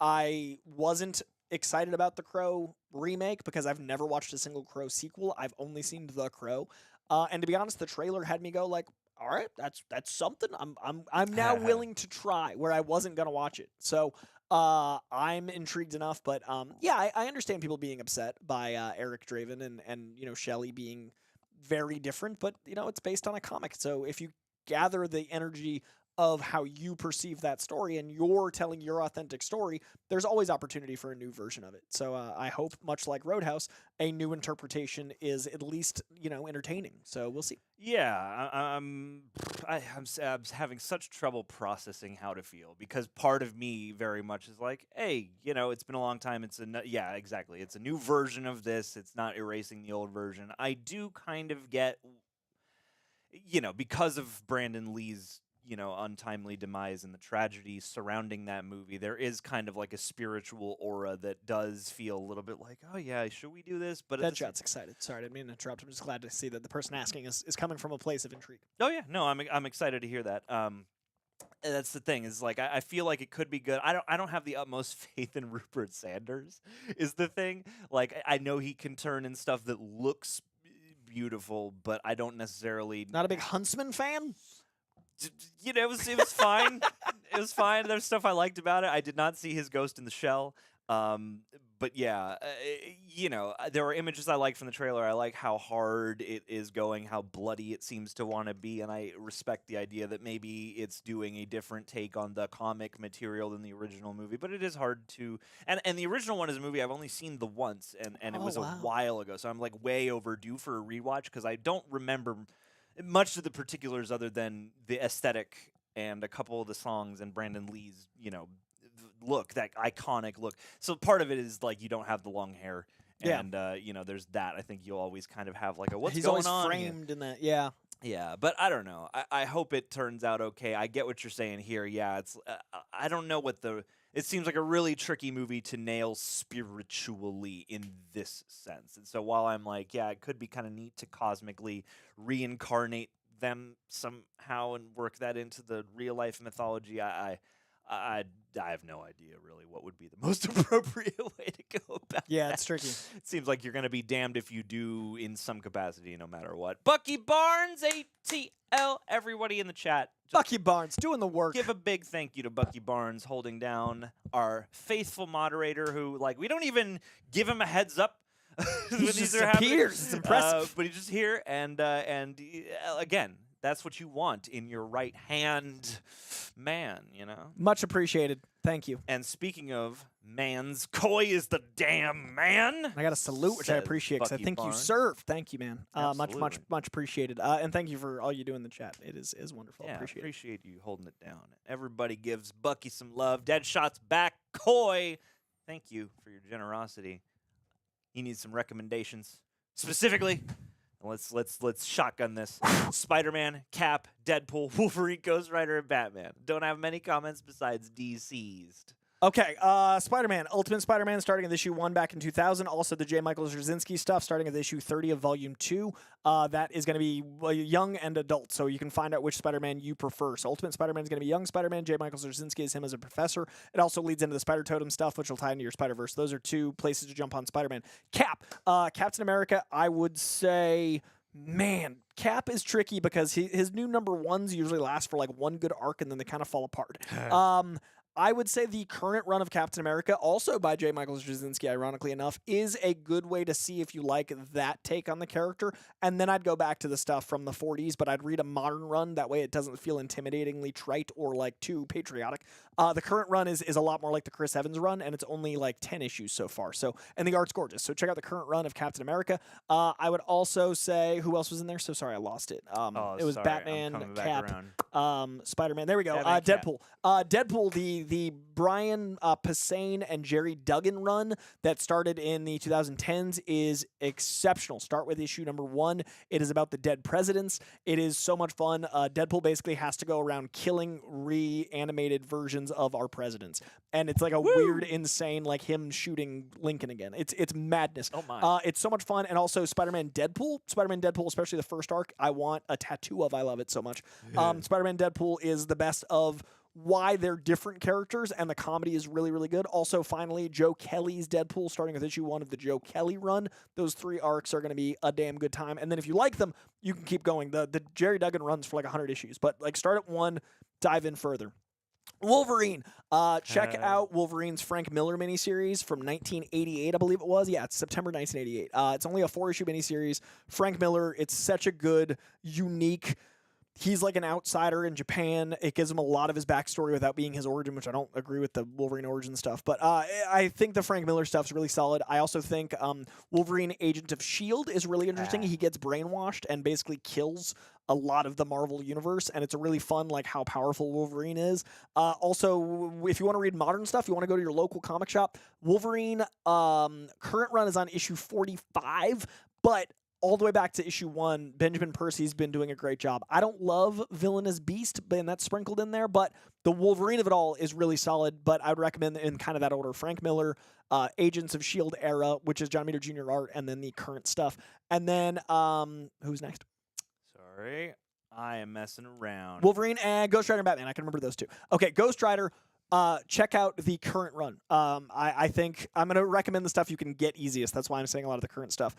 There's a lot of tie-ins with the Benjamin Percy Wolverine stuff. They literally have crossover. So if you like the stuff with Wolverine, you'll like this, and then there's a little bit of that shared universe feel, so that's a fun and exciting thing to do. Also, some of the Ghost Rider in the 80s is going to give you a lot of that like cool, edgy era, so check out any of the number ones that started in the 80s, because I really think that's when Ghost Rider was firing on all cylinders, pun intended. And then Batman, Scott Snyder's Court of Owls is what a lot of people consider the best modern arc, and it's a 6-issue arc that's really exceptional. It's inspired a lot of things. I love it. I also love Tom King's run. I Am Gotham, I Am Bane, the stuff that started with Tom King's number 1. If you look up Tom King Batman number 1, that'll show you where to start. And I think that the Batman Year 1 4-issue Mazza, I forget how to say his name. It's Mazza something art is really Mazzarello? wonderful. Yes, thank you.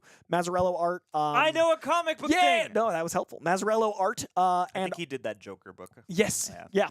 And also Tim Sale and Jeff Loeb's Batman Long Halloween is a really cool way to get an aesthetic shift.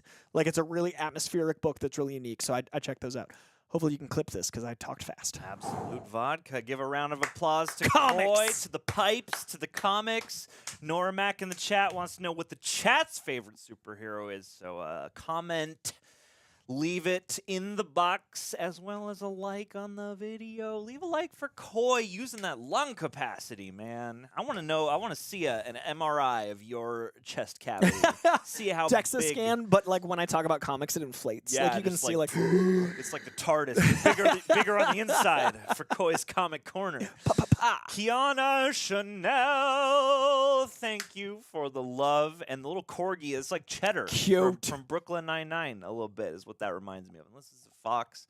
Appreciate you being here for all the love and support. I need to send you a message too. Don't let me forget that. Anyway, thank you for chipping into the chat, being so generous.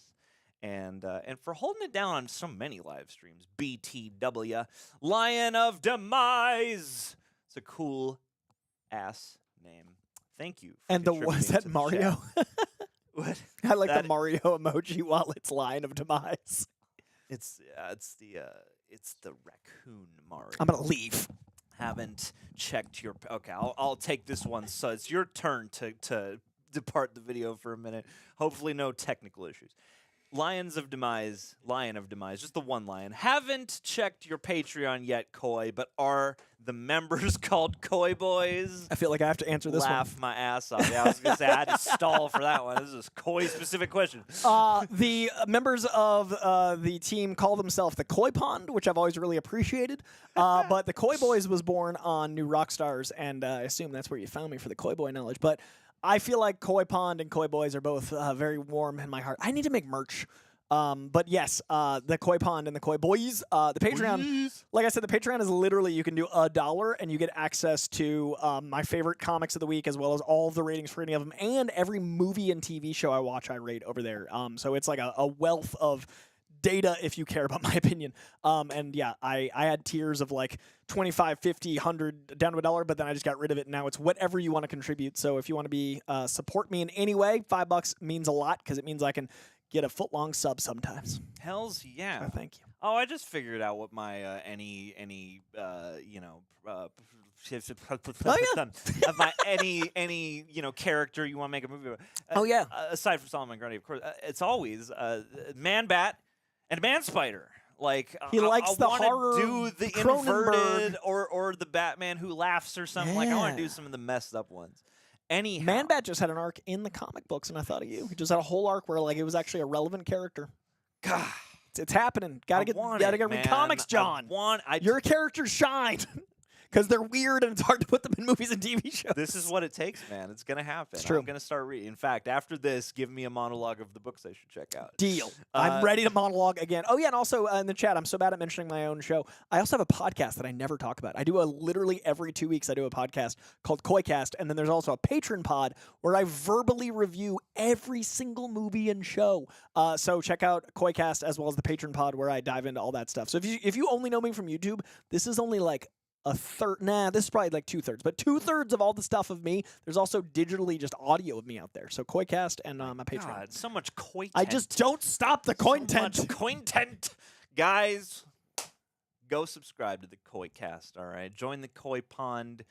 You know, any other So that it's koi-related puns. self like marketing. Like I'm like the worst at it. I feel guilty. Like I even did it just It's now. okay.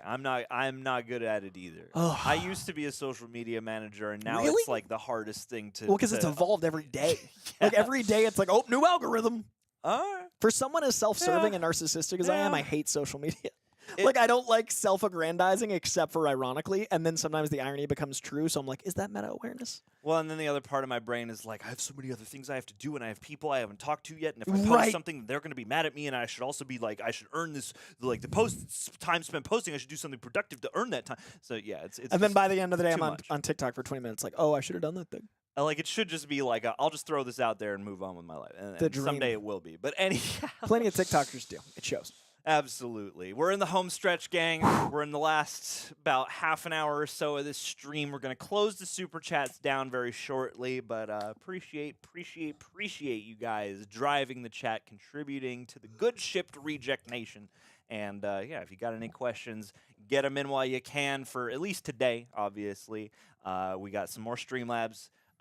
We got some more super chats to get to, but also the Streamlabs link is above. So if you want to support in either way, shape, or form, all are very much appreciated. You guys are seriously like we you know, we set these up and it's sort of like, okay, you know, got a few hours announcement, but you know, it's not like the biggest lead time ever. Yeah, and yet so much still, appreciated. you guys are here. You'd be showing up, and yeah, we appreciate you mightily, and we actually have some Streamlabs, so let's go over there once again. Yeah, what do we got? What did we do the last time? Okay, so this is We did Buenos Dias. okay, cool. So the gamer MJ, thank you for chiming in over here. John, I'm gonna take this one. 'cause That's you. addressed I'm to just me. gonna. I'm just in here. Do you know if Greg plans to watch the Gentleman series? I watched the first episode of, and the ending had. I watched the first episode of the show, and the ending had me saying, "What the f did you do?" I was more disturbed and focused on what was happening in front of me. I didn't realize what it was building up to. That's cool. I mean, like, yeah, especially if something can just like pull you into the immediate moment and kind of get you gripped up in that rather than like mathing out what's ahead. You know, sign of something good and compelling. I have no idea. This is the short answer. I don't know. I mean, I know that Greg and Andrew have been very much enjoying some Guy Ritchie joints lately. And did you do It's one of my Guy favorite Ritchie? directors. No, I've already Okay. seen them all. Yeah, I was gonna say. Like I seek out anything he does in theaters, so that's one that I can't really help with because I'm like a Guy Ritchie head. This is a series.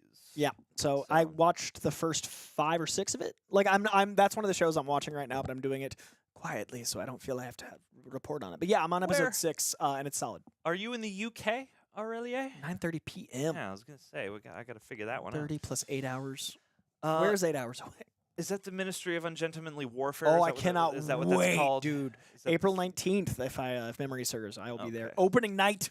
So that's not the same thing as the Gentleman Show. No, The Gentleman Show is a spin-off of the movie The Gentleman, starring Colin Farrell, Matthew McConaughey, Henry Golding, and it's really Okay. freaking good, and they made a series Okay. out of it. So the idea is like the extreme wealthy and criminals and the Venn diagram of between them and how some people are good at both and some people are bad at both. The show is kind of like a wealthy Duke has to deal with crime and how he fails and succeeds at it. So each episode's like its own little crime hijinks. Okay. Hells yeah. Maria, we are watching Shogun on the channel. Andrew and I are doing reactions. The first 5 are up, and 6 will be up this week as it airs.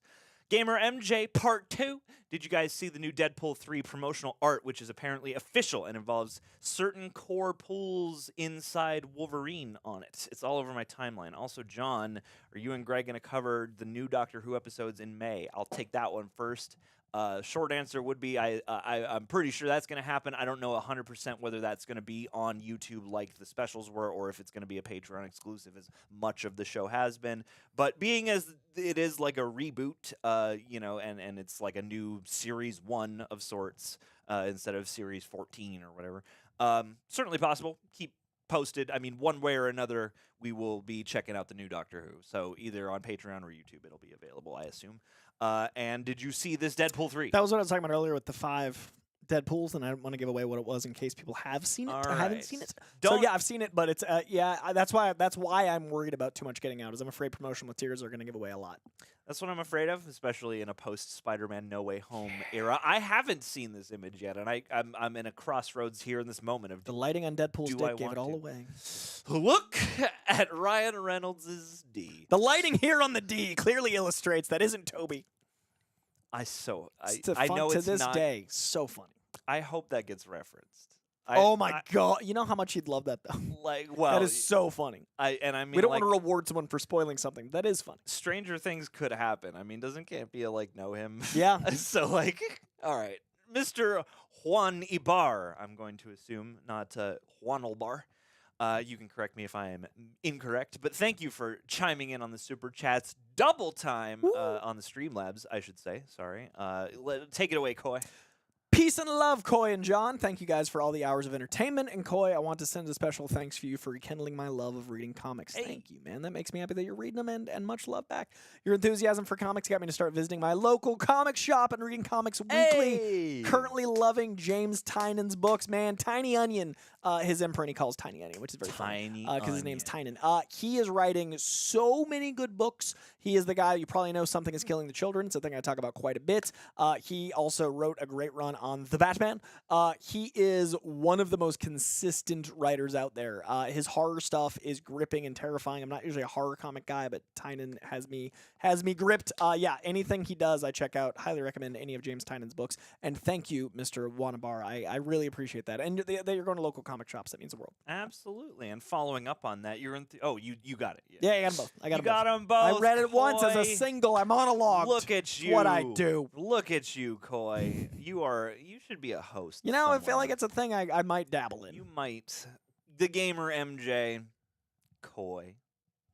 Have you read the new Ultimate X-Men comic with armor, and it's written and drawn by Peach Momoko, but it doesn't feel like an X-Men comic? Granted, it did just start and goes into grief and guilty conscience and little bit vengeance in there. I did, and somehow I understood. This Yeah. comment was written the way you talk about these things when you're in a speed run. That's true. Actually, Gamer MJ, way to capture the This feel. was written in Coy voice. I appreciate the lack of grammar because I don't use it. I have. I really recommend people that don't know X-Men not start there. It might get more X-Men-y, but I think the original Ultimate X-Men from 2002, though edgy for the sake of edgy at times, is the X-Men. This feels like more of an art house. This is like a this feels like a Terrence Malick film, where it's I understand there's a linear plot coming, but it's not here yet. It's a really great commentary on grief, and so far Armor is our only X-Man, and I know it'll grow. It's only one issue, but it does feel very abstract compared to the more linear X-Men comics. So if you want to get into X-Men, this is a trickier spot, but it is very good if you know the X-Men. I did pick up the first issue. I'm loving all the Ultimate stuff. Ultimate Spider-Man is, I would argue, the new Ultimate Spider-Man is I would argue, as good as the old one so far. It's 3 issues in. It is some of the best Spider-Man I've read in 20 years. X-Men doesn't quite have me as much. Black Panther's pretty good, but Ultimate X-Men, I'm curious to see where it goes. Absolutely. Happy Saturday vibe rocks. And also, this is a cool comment. Joe Will's art is a comic artist, and I'll know if I made it if Coy does a recommend or mentions me. That's my life goal now. Joe Will's art. Mention him. Joe Wills, I don't know your art yet, but I'm going to look it up. So if that means anything, that's a step in the right direction. And congratulations. That's a really cool, you do something I can't, and also something that brings joy to lots and lots of people, like comic book art and art in general. The idea of making something from your brain into your hand is so magic. That to me, that's alchemy. People that make art physical is so cool. So thank you as a fan of comic art for doing your part in the world. Absolutely. That's so cool. I would love to see some of your art. I just pulled up your website, so we're Oh, gonna cool, check dude. that out Hey, in the off hours. Joe Wills, cool art. Yeah, everybody, go check out Joe Wills. Give him some love on the internet. I like your confident line work. Like this, the line work feels very like sure of itself, and like the hair textures and stuff are cool. Good work. Got commissions too. Look at that. Get yourself a self-portrait or not a self-portrait. You get what I mean. All right, gang. It's just Joe Wills drawing himself. The whole site, self-portrait. That would be fun. And the comic is all about him. Okay, we are officially off on the super chat. You can still send a super sticker if you want to show your support, but we have cut off the super chats. I'm sorry. I hate when it happens, but it has to happen. Had to be done. You guys are just doing too good of a job driving the chat. All right? Also, remember, if you want us to do more of these, please comment, please like, please share, because that's how we know the viewership. The live chats don't get quite the same viewership, so this needs a little more aggressive of the algorithm and a little bit more like engagement in all the YouTube terminology. So if you want us to do more of these lives, because we haven't done one in a while, we just need the data to show like, hey, people are here for this. So please like, subscribe, comment, all those jazz. Absolutely. And Nora Mac, speaking of jazz, your name is like jazz. And you got the Cillian Murphy. What is that? 28 days later in your profile pic over respect. here. I'm gonna drag that over. OG Cillian. Second, yeah. Look at that. Look at that handsome Irishman. Naked Cillian wanted to contribute so many good things coming our way from cinema recently. It is an exciting piece of cinema time moment. Dude, in the Dune and Bike Riders coming soon. I can say from personal experience, The Fall Guy is so much of the 80s and 90s action comedy I love. So it is excited. so stupid good. Like, so excited. That was Dune the most 2 gratifying thing to see good responses coming out about that. oh yeah, and like it's such a ride. Like Dune 2 is gonna be like likely my favorite movie of the year. If Deadpool 3, like those are the two that are gonna dance. But like in any other year, I think Fall Guy would be like, oh wait, have I already seen my favorite movie this year? Like The Fall Guy is so good and so my jam. And stunt people deserve an Oscar yesterday. So 100%. it is very much a love letter to the stunt community, which I love very much. I love the stunt community as well. I have taken a stunt class. Have you? Yes, I have. Yeah. It was scary but fun. Yeah. I used to do stunts. High falls are scary. Yeah. You know? Oh, dude, that's great. High falls are scary, and you don't realize how high, not very high from the ground looks, or how high that is. And so, even with the biggest pad under you, to choose to jump is the turn you off your feel brain. Your brain be like, oh, why would I do that? You feel your survival instinct, and you have to like go look for the switch really quick. It's crazy. And on camera, you've got to make it look natural to be like, I didn't just turn off the switch. Yeah, I've exactly. skateboarded off roofs in just do movies, and that this. is so scary. Skateboarding off a roof is way scarier than you'd think. Do a kickflip, Coy. Off a roof. Off a roof. Yeah. Christian unpronounceable. Thank you for your generous Canadian contribution. I assume that would be Canada. Oh, you're in France. Hell yeah. Ooh. I have never been. I haven't either, but I think Paris is on the next 2-year docket. Like, I think I'm gonna get over there. You're gonna spend 2 years in Paris. I'm gonna spend 2. That's it, guys. I'm leaving America, going to Paris for 2 years. Absolutely. See how November goes. What would your name be in French? I want to know. Coijandra, probably. Yes, you do have a very French name. All right, you fit right in. It's perfect. Christian and Bernaz, haven't seen a live stream in a while. Love you guys. We love you. Thank you for being here. You're one of the names I feel like. I mean, it's been a while since we've done a live stream, and I feel like you are one of the names who is one of our, beloved regulars. So Also, big Twitch contributor over at New Rockstars. I see Christian and Bernaz quite a bit. So familiar name, much appreciated, Christian, for all you do on all the channels. Thanks for supporting the community, and also Dylan Hicks. Andrew Gordon loves Lil Nicky, and Big fan of Lil Nicky. keep telling me about it, so maybe I'll see it at some Oh, you point. haven't? Nah, nope. Okay. I haven't seen that Sandler classic either. Get yourself some Popeye's chicken as you watch and have yourself a 4D experience. I'm excited for that. The General's fried chicken, it's butt kicking. Johnny or Joni, thank you. You want to read this one? I got you. After Multiverse, the next saga should be Avengers versus X-Men, Onslaught is the big bad, and Marvel versus Capcom, Abyss is the big bad. What do you think? Johnny or Joni? I think that Avengers versus X-Men might be happening sooner. I think that Onslaught might be the villain of X-Men 97 Season 2, if seeds are being planted in the way I think they are. Or Yeah. I don't think it's Season 1, probably Season 2. But I think that Onslaught will probably be like a just X-Men villain. But I think we might get Avengers versus X-Men pretty soon. And Marvel versus Capcom is a blast. I don't know how they do that live action, but the Like way the that games? Cyclops moves in X-Men 97 reminds me of Capcom a lot. I think those guys were fans of that fight structure. But yeah, I'm very excited about that. So fun idea, co-signed. And K.N. Kiger asks if I'm French. My dad is. My dad, like my mom remarried, but like when I was really young. And I wanted him to be part of my name because like he raised me. So I took his last name.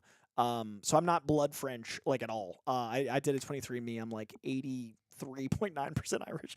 I'm like a cartoon character. Like I'm a Lucky You are Charm. the Blarney Stone. Yeah, like I always said 7/8, and then I got the 23andMe back, and I was like, oh, well, 7.5/8. Guinness, huh? Yeah. So That's how Jason Momoa gets his vasculars all buffed out. Yeah. the nitrogen pump of a Guinness. But yeah, so I'm not actually French, but I'm French by name because my dad is, and yeah, I wanted to take his name. Hells yeah. Who is your favorite French person? Timothy Chalamet. Chat. Tim Cham. Who's my favorite French person? That's a good. Who's your favorite French person? Oh, goodness. Laurence Olivier? Probably, maybe. Laurence Olivier. I should Is he have French? I feel like should his have last name. good answer for this. I'll keep reflecting. Gerard on this. Depardieu. About as Maybe French as it Marion gets. Cotillard. Oh, that's a good French. Great French. Quality French. Clemens Vincent Cassel. Vincent Cassel's great. Clemens Posey Ooh. from the Harry Potter flicks and Yeah. Tenet. Yeah. There are other French people in the world. There are other French. Ooh, Jean Reno. I was gonna say. I didn't think that'd be a fun question. This is a really fun question. I never think of people's like nationalities to that way, and that's a very Eva Green is a very good French. I used to take art, like fine art. Olivier was classes English, and of stuff, course. so, I should like, have known that as Shakespeare. You know, Cezanne, Degas, Renoir. You know, all those great Gauguin, Matisse. Some great French the artists out there. artistes. Alf 2024. We can't talk about French people all day. I'm so sorry. Speaking for myself, movie spoiler. Oh, and thank you for contributing so generously to the chat. Appreciate you. Speaking for myself, only movie spoilers come off as speculation for me. Wait to see the actual movie to know what it is. Game spoilers, I'm 50-50 on. I know a lot about Final Fantasy 7 Rebirth. Still will play the game. I feel you, especially in the lead up to something. If it's like speculative spoilers or if it's like leaks and stuff like that, like it's easier to grain of salt and be like, well, maybe not. I get a little more distracted when it's like the thing is out and I know people are just saying what they saw happen. But at the same time, yeah, I feel like, again, if the thing is good enough, the dramatics will still work out. I'm the other way. When I saw Age of Ultron, I felt like I'd already seen all of it, and I French also Talk with Coy and John, new podcast launching soon. Anyway, apparently Gerard Depardieu is a bad person. Did not know that. I apologize to the French. This It was just a sounds really familiar. French name. It does now that This it's been sounds said. familiar. I retract the I Gerard. feel like I've seen a reel of all of his okay. his foibles. Retracted Vincent Cassel. It stays. So Alan. for me, I enjoy things less if they've been spoiled for me. To the point where like this is my job, so I accept the cost of the job is having movies spoiled for me and such. But like what I want to do is be a talk show host, and the day I can have the talk show interview format strong enough that I have a writer's room and I have all those things set up, I'm getting a flip phone and I'm leaving this all behind. Like the second I can. Like Live that my Nolan goal, life. yeah, like the dream for me is in the next 5 years to be off of social media and have an assistant, and in the next 10 years be back on a flip phone. So for me, spoilers completely ruin the experience. Fascinating. 5 to 10 year plan. Yeah, no, like, and it got. I turned 35 this year, and I made a 5-year plan and 10-year plan like in ink. I wrote down, and my 5-year is off social media, have an assistant, 10-year flip, because I don't enjoy art as much knowing anything, and I miss movies feeling like a special thing, and I miss not being able to have to invest in the internet of it all. And there's also so much negativity. Like The Crow's a great example. I thought the Crow trailer was like, oh, I'm intrigued. And then the aggressive anger around it, I don't know if I would have enjoyed the trailer as much if I'd heard all of that before I saw it. And I wonder how many pieces of art I've not had the same experience of because I kept hearing. I'll never not see a movie because of negative reviews. If I was already going to see it and I hear negativity, I'm still going to see it. Sure. That said, if I've never heard of something and then I hear only bad things, I might not make the time. And then what about the art I'm missing out on because of that? So I want to get off the internet, and I want to not have spoilers, and I want no one's opinion to influence my own, which is ironic because you guys watch for our opinions. But I just, for me personally, but I love spoiler-free experiences as best I can. Absolutely. AFL, is that Alan Ling? Is that Alan Ling from Patreon? Thank you for being here. Even nope. I don't want. Don't hurt them. Don't. God. Stop it. Stop it. He accidentally right-clicked and it's all these like, no. Thank you for being here, though, Alan. We appreciate you. Also, there's a lot of Eva Green love going on in the chat. One of the good parts of Sin City: A Dame to Kill For, the best part, in my not opinion. A very good sequel. George St. Pierre does count as a French Canadian. George St. Pierre is great. I love. Have you ever heard Denis Villeneuve speak? Good French guy. Great We Frenchman. saw him interview Crimbus Nolan. He sounds just like George St. Pierre. Like their accents are so similar that you close your eyes and I could picture him like fighting, and it's so funny to me. Okay. Like imagine like Denis just like pa pa pa. Okay. Hey, fuck Bob Cheese. Kate Le Bon, Daft Punk. We gotta block that asshole. You know, a lot of other good French people. Why don't you read the next one while I do this? I know the DC animated film reactions are done, but Hulk vs. Wolverine gives me hope. We did talk about that earlier. Justice League: The New Frontier has an incredible speech where the political party doesn't matter and it's about coming together. Yeah, I feel like the DC animated stuff we talked about a bit ago for a while.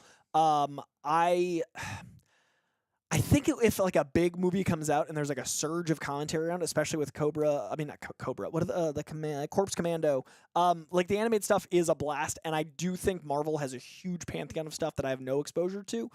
So there is hope distantly.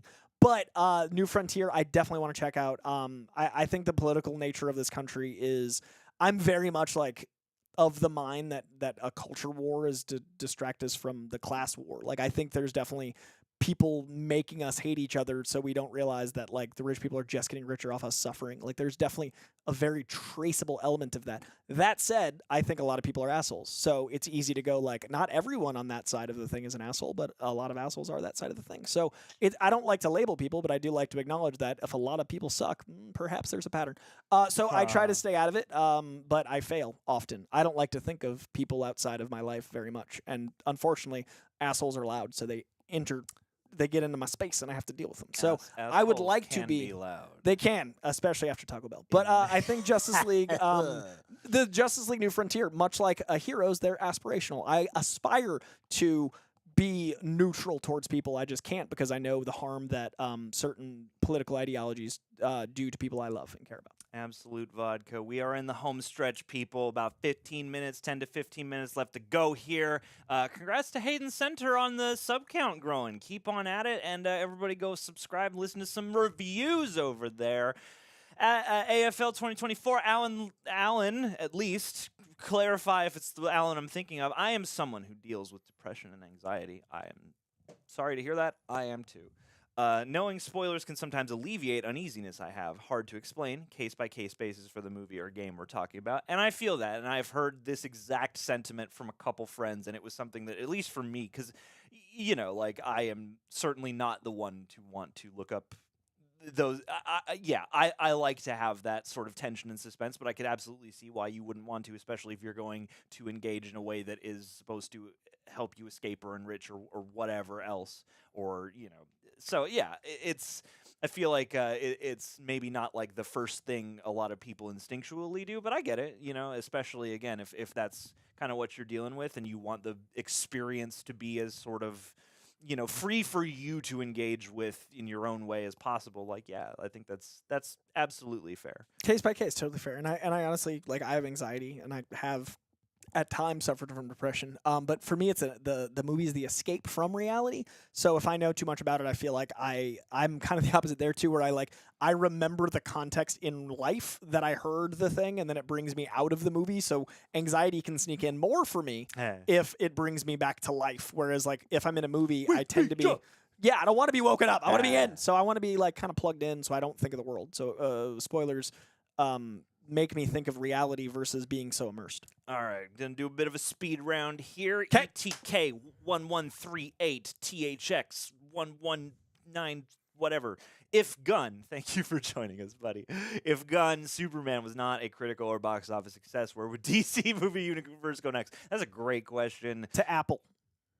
I think they just sell Warner Brothers. I think if it doesn't do well, then it's done. It's curtains.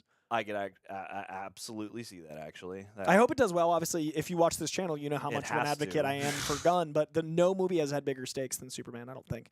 It isn't just the hinge of a 10-year plan. It isn't just the hinge of an entire shared universe. It isn't just the hinge of comic book movies being, right now everyone wants to crap on comic book movies like it's popular, but it's also perhaps an entire studio that's been around for 100 years. It's insane what stakes are on that movie, and I think that I'm glad I love James Gunn's work because I think it's going to be great. But if it doesn't do well, Apple might have a studio. We'll see. Michelle, thank you for joining in on the Super Chats. Thoughts on casting Aaron Taylor Johnson as the new James Bond if he accepts the offer? Of course. Love you guys. Happy to catch another live. Happy to have you. I can't 100% see it off the bat, but at the same time, I'm very open to being surprised pleasantly. I mean, it's always like a weird thing of like, oh, who are they going to cast? And I feel like this is a guy who's been around for a little while, who does have some chops, but I haven't seen in this kind of role just yet. Close to, but not quite. So cautiously Bullet Train? optimistic. Yeah. That's a close one. Yeah, kind of. Obviously more gruff, more Guy Ritchie in that movie than like what I associate with the James Bond. But yeah, I'm open to it at the very least. Open to it. And I was at the Bullet Train premiere and met him briefly, and I was like, this guy's cool. Like, he just has a cool that I think is important, but it's a different flavor of cool than I think of as James Bond. Yeah. But he's an actor, so I could see him playing the equalizer levels of him. It at least intrigues me. Absolutely. Heather Gear, much love. Glad you were able to catch the stream. Hey, my favorite charming gents, our favorite charming lady. What would you consider the best movie or TV soundtrack? That is a tough one. The Crow's up Crow there. is great. The Crow's up there. The Matrix is up there. The Flashdance is up there. I'm a big... Attack the Block is great. Ooh, Attack the Block Basement is great. Jacks, baby. Blade Trinity, I listen to a lot. It's got some really good Wu-Tang. Oh man, there's so many that feel like I'm missing them right now because it's like a sudden question. But I love movie soundtracks. Matrix Reloaded is a really good soundtrack. The Chat, I want the chat to let me know because I feel like I'm missing some and it's hurting me. Like, this is the first question. I'm like, I've failed this city. It's okay. Keep stewing on it, Okay, Coy. I'm gonna mull. Dan V900 in Justice League: The New Frontier, adapting Darwin Cook's work where he was involved. Xena herself is Wonder Woman. Kyle MacLachlan is Superman. NPH is Flash. David Boreanaz is Hal. Oh, that's and fun. Bob Morton from RoboCop as John Johns. That is delightful. I love this. If you haven't read Darwin Cook's New Frontier, it is incredible. It is not quite an Elseworld, but it's a great singular telling. Like, you could just read New Frontier and get the whole story. Darwin Cook's art is beautiful. This is really fun casting. I love that. Dan, thank you. That's genius. Hondo P and Dan again. No Bucky and Zemo in Cap 4 feels like a bad choice. I don't know. I mean, but I am curious. I mean, because Bucky and Sam have a relationship, that's a bummer to me. But at the same time, it could be a cool opportunity for him to stand on his own. Quick thoughts. I feel like that's the reason they didn't have them in it, is so Sam can be his own man. He's Captain America now. He's not the Falcon. So I assume it's narratively driven. I'm sure Sebastian Stan is happy to do a little Thunderbolts time and some time in Cap. But it surprises me, but I'm not going to judge it till I see it. Like, judge the story for the story, not for the rumor. You know what else has great soundtracks is the Twilight movies. Oh, dude, you're Like, not wrong. Weirdly, especially A lot of New Muse. Moon. Yeah, Muse. There's a great Dead Weather song on one of those. Black Keys. Like, if I've heard people say if the movies sounded like They felt looked like the like the soundtrack, then they would be great. Also, a great Robert Pattinson song in there. He sings great. One of those songs is Pattinson singing under like a band name. That's cool. I Yeah. had no idea. Gonna have to pull that up. Joe O'Keefe, thank you so much. Tuning in from the Europe. Hey, therapist had to postpone our regular sessions for now due to events on their side of life. Oh no, I hope they have a therapist of their own. It's a blow, but I have a great support network, and ye are a great help. Love from across the pond. That's just a super lovely compliment. I appreciate it. If we can help improve your day, your spirits, even a modicum, that's like the coolest thing we could ever hope for. So thank you so much. I hope things are all right, and I hope you're getting, the various other types of support you need, as we all need. But yeah, glad to contribute. Yeah, I love this statement all around. If I remember correctly, Joe O'Keefe's from Ireland, and I love hearing an Irishman's in therapy because there was a whole decades or centuries long stoic Irishman trope that Irishmen didn't get help. So seeing mental health be advocated for here makes me The Departed's all about not going to therapy correctly. Love to see this right here. Much love, Joe O'Keefe. That's you know what I mean? true. It's literally the story of The Departed is one person, two people surrounding therapy, both of them not taking it in the right direction, and mental health ruining two sets of lives, one cop, one criminal. I think it's genius. Absolutely. Also, Let Me Sign, apparently, is the Pattinson-sung Twilight song. Bucky Barnes says, smash the like button like Coy smashes weights. He does. And speaking of Greg, where's Greg, you say? He's smashing weights, too. Yeah. As we speak, he's out there getting them gains. I gotta start getting the gains. Giga Chad John, join the Reject Nation of gains. Join the Reject Gymnasium. Mr. E.T., thank you for being here. Just finished Madam Web. So glad Coy didn't join that reaction. Hard to make a movie worse than Morbius. With Sony definitely was up for the challenge. I feel like you would have been sad all throughout that reaction, and I don't want to see you sad during a reaction. You'll note I didn't review that movie. No, I don't know what you're talking about. Sure Coy. is a movie that sure exists. You did. Sure, I talked about it somewhere. I'm sure you talked about it. I don't know. Maybe you did. Maybe you didn't. Just guess what Coy's thoughts are, and you'll probably be right. Fist bump from Doe Eyes. Thank you, dear. Appreciate you very much. I love your yawning cat avatar. It is a good-un. Aaron. Would love to see you guys do a watch-along of Taskmaster with Greg Davis on the BBC. I've heard so many things about this show. Apparently, it's the biggest show it's a British over there. Comedy. Ooh, a panel game show. And it's huge. Okay, thank you for the rec. I'd be down because I've heard legend of it. I've just never dabbled. Legends of the Taskmaster hidden game show. Yeah, and for a split second there, I was like, okay, is this in the Black Widow? It's just gonna be the origin story of Taskmaster as told by the BBC. Yeah, I like that. I think that's a good idea. Greg is in the next room doing Bruce Lee finger push-ups. He's actually right here. Yeah. The whole time he's just been yeah. He's been doing them on one finger, and then different finger, and then different finger. It's impressive. He's just killing it. The work he's doing. And a number one, oh, Paintimenti, thank you for the super sticker. You are the number one fan, and you know what? You're going to have to defend your title. You're going to have to fight anyone who claims that they love us more than you do. I hope you're ready. More reject gains. It's coming for Paintimenti. Gain-timenti. More like. Ready. Gang, we are almost at the end here. Let's check the Streamlabs. But hey, thank you guys again so much. These are always a little bit spur of the moment, but you guys make them special. These are one of the most, despite whatever random technical issues we're trying to figure out. That was crazy. Good recovery. I'm still proud of that. It went dark and you were like, and I was like, I'll just read everything. It was one of the better ones. Nicely done. Curveball. There have been worse ones, but yeah. Leave a comment below letting people know that we come back from the dark. Let them know. Let future watchers know that we are in here. Joe Will's art, the one with Jet Li does have a great soundtrack. If you're a new metal fan, a lot of cool stuff on there. That's the first Jet Li, time I heard. Jason Statham. Yeah, man. Yeah. Disturbed out there. And what do we got here? Where did we leave off? Here, promotional art. Did we get this one? Peace, love, and Coy and John? Thank you for all the hours of entertainment from Mr. Wani Bar. Because that was the double one I did. did. Wani Bar. Yeah, okay, cool. Gamer MJ, read the Ultimate X-Men comic. Peach Momoka, we did that one.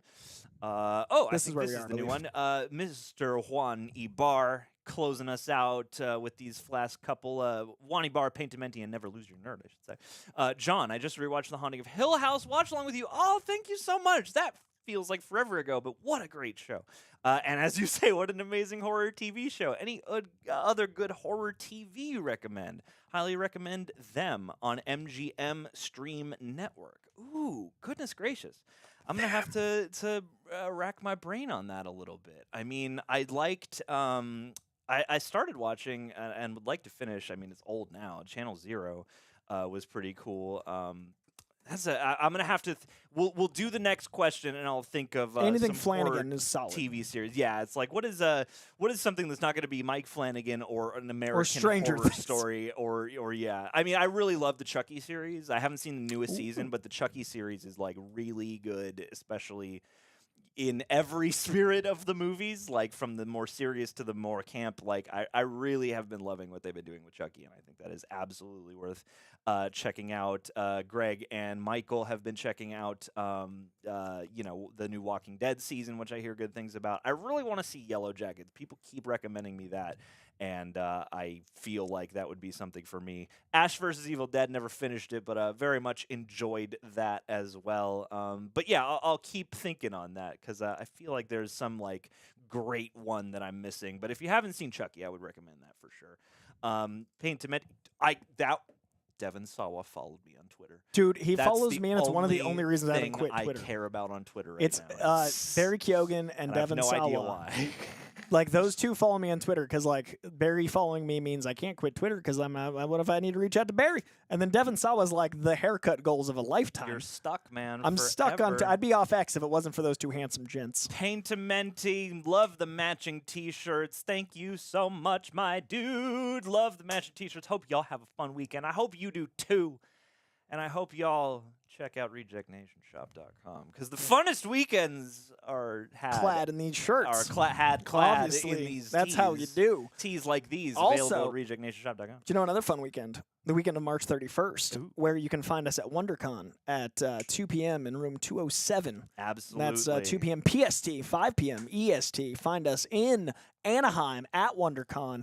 Last chat. All right. Love you guys. Love you, Never Lose Your Nerd. You are another regular here with us, and we appreciate your love and support very much. Can't wait for Godzilla Saturday. And X-Men 97 is the dream come true I have had since this series ended. Like most, it got me into X-Men and is my favorite show ever. Apocalypse is my favorite villain, and hope he shows up in the show. It's part of my like core memories as a child, the X-Men series. So that's part of why I need to catch up on the rest. Like I want to sit down and really be able to soak it in. So I haven't seen like the full extent of what is happening. I don't know, TV. but it was so funny. What is The TV happening just right went now? active, Stop. and now it's listening, and it's searching things as John talks. No idea. And there's a reincarnated We as a love you tiger too. video. Godzilla, I hope people like it. Let us know your thoughts when it's out. I think the technical things here are telling us that it's time. Everything is, I have no idea what's happening, but thank you, Never Lose Your Nerd. The TV is going Skynet on so us. funny. It's become self-aware. Godzilla, X-Kong, X-Men 97. It's a good year It's a good for time to be X's. nerds, guys. It's a good year to be nerds. It's a good time for things. Thank you guys for all being here. And hey, again, driving these, supporting us, and just bringing your good nature, your good energy, and it's lovely to see all y'all's faces each week. So thank you so much, or each time one of these happens. Not weekly yet, but But if you want them, like, subscribe. Seriously, like, the way we know these are for you guys is share the love and share the videos. Absolutely. And if you want to clip out a section you liked, put it on Instagram or Twitter, tag us, we'll reshare. Like, getting the word out about moments of the show you liked. I never know what moments were interesting. Clip them out and let us Clip know. 'em. And then You decide. we'll share so we know what to talk about next time. So much love, Reject Nation. Thank you for joining us on an impromptu live this fine Saturday. We'll be back when you want us to. Absolutely. And much love. We'll see you soon. WonderCon, Sunday WonderCon. the 31st. Peace.